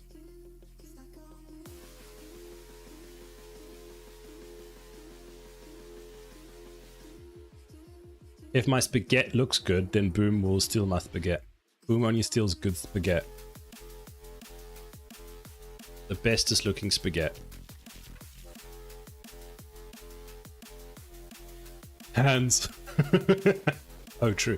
Because you always bite people's hands when they try and pet you. Fair point. Have that as the default, and then on construct begin play, you set it as a new asset. Good idea. So, for example, in Unreal Engine, have you ever seen... Let me show if it might actually work now. When I place the tower for the first time, pay attention to the weird greenish material that you see. So if as I place, did you see it for like a second? Just like that second? So what happens there is that's the default material that is inside the engine. It's this weird greeny material that was like added by Tim Sweeney back in the day, like ages and ages and ages ago. And it was never changed from the default.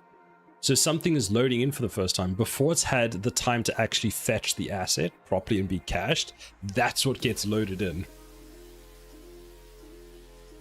The spaghetti on my interaction system is very tidy and organized. I want to see that at some point. Not that I don't believe you, just because I like looking at clean spaghetti. Oh, look at this code.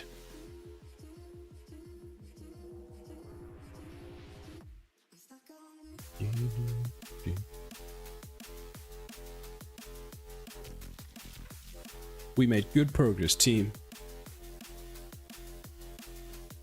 Because now I'm finally in the position where I feel like I can see how I'm going to handle spawning multiple different types of enemies. And I haven't had to go through the process of first constructing an entire spawning system first. This system doesn't care what comes in. It just goes, yo, what do you want? What do you want? It's just like a waiter. It just goes, what do you want? You want that? Okay, here you go. Or if it can't give you that, it'll go and make it.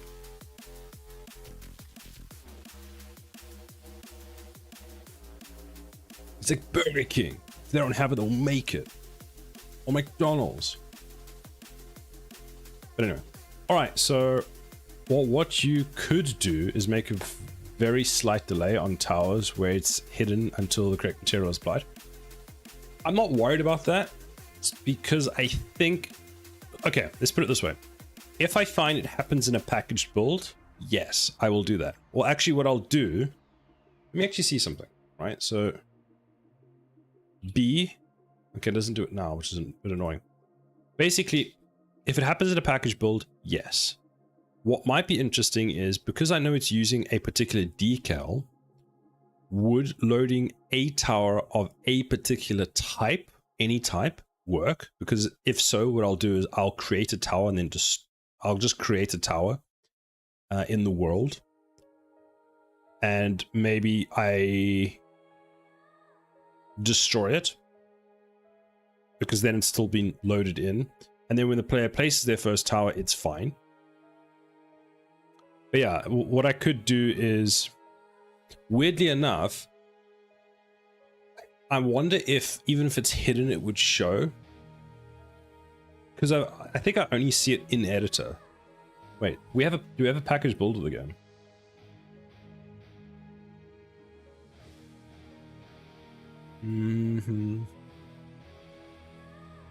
I think we do.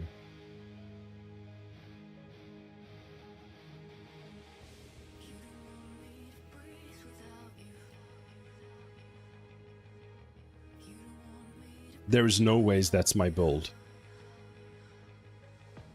The 28th. Saved. Build. Where's my build saved to?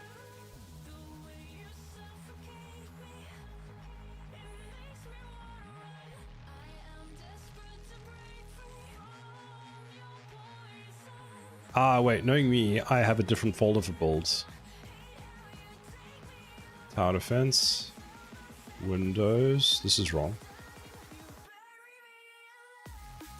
Actually, this might be right. That was written on the 22nd, so it's this one. I've never actually tested in like months and months and months if this works. What do I get? So apparently I get this, which is pretty good. Just press start. We'll go new game. That does not do what it should do. Select a level, the first one. Play. Okay. If I place a gun tile, let's see. Do we see that? Okay, we didn't see it. I need to change the thing on that. I need to delete this tower. Okay, here's a fun fact that I didn't realize. This just accidentally works. Because of how I set it up, I didn't even realize this just now works. Like, I did nothing to this map and it just works. Oh, look how hard that missile tower hits. It just two shots them. You ready? You ready? Watch. He's going to hit another one. Bam. Watch this guy. Watch him. You ready? You ready? You ready? He's going to hit him again. Oh no, you just chose a completely random target. Okay. Oh, that's great.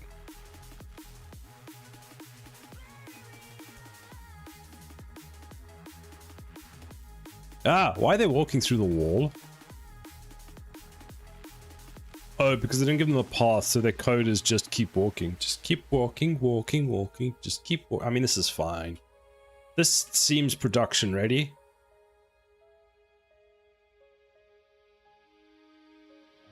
Does my laser tower actually work? It does, kinda. Yeah, that laser tower hits so hard. Actually, technically, if we leave the game running for long enough, other than the fact that there's now 100 spawning, the missile tower will kill them all. So, progress. Progress, progress, progress, progress, progress.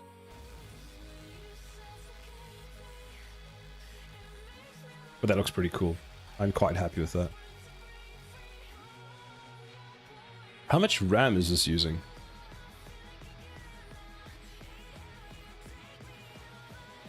They're just walking through the mountain. It's a design feature. Bootstrap packaged game. This is using 4 gigs. What? Wait. No, it's using 1.5 gigs. That's not bad, right? I think that's not bad. I have no idea if that's good or bad. That seems quite low. Oh, it's Chrome that's using 4 gigs. My bad. System requirements for my game. Can you run Chrome? Yes, you'll be fine. Or at least the RAM requirements will be. How big is this? What is the package size of my game? 2 gigs? Yikes. I can definitely get that down based on what the content's currently in here. That's so cool. Oh, sorry. So much hype. Anyway, I need to go, and it's almost 6 o'clock. I need to actually get going to. Like now. I need to leave right now. Who are we raiding? Who's live?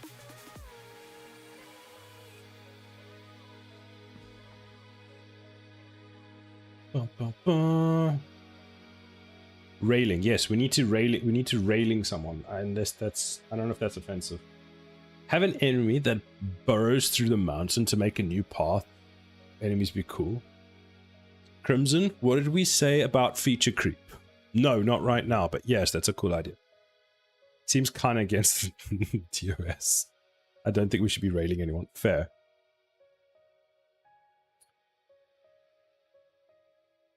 Who would you guys like to raid today? We can raid IRAD, Nerds. We did Red Cabin Games last week. Why is he in my list twice?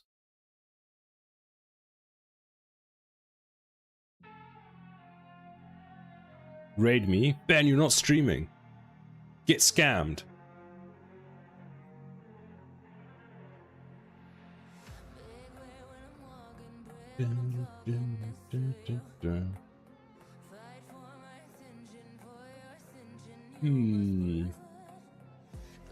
Streaming is scary. Can't do that. True, because if you stream, Boom will steal your code. It's just the way it goes. You stream to get your code stolen by Boom.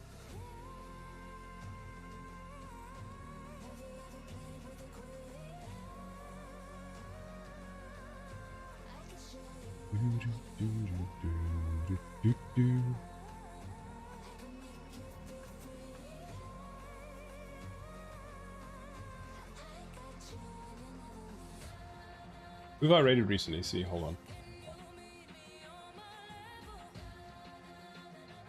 It's a rite of passage at this point. This is true. Honestly, it's an honor when Boom steals your code. We're raiding the nerds! Get wrecked!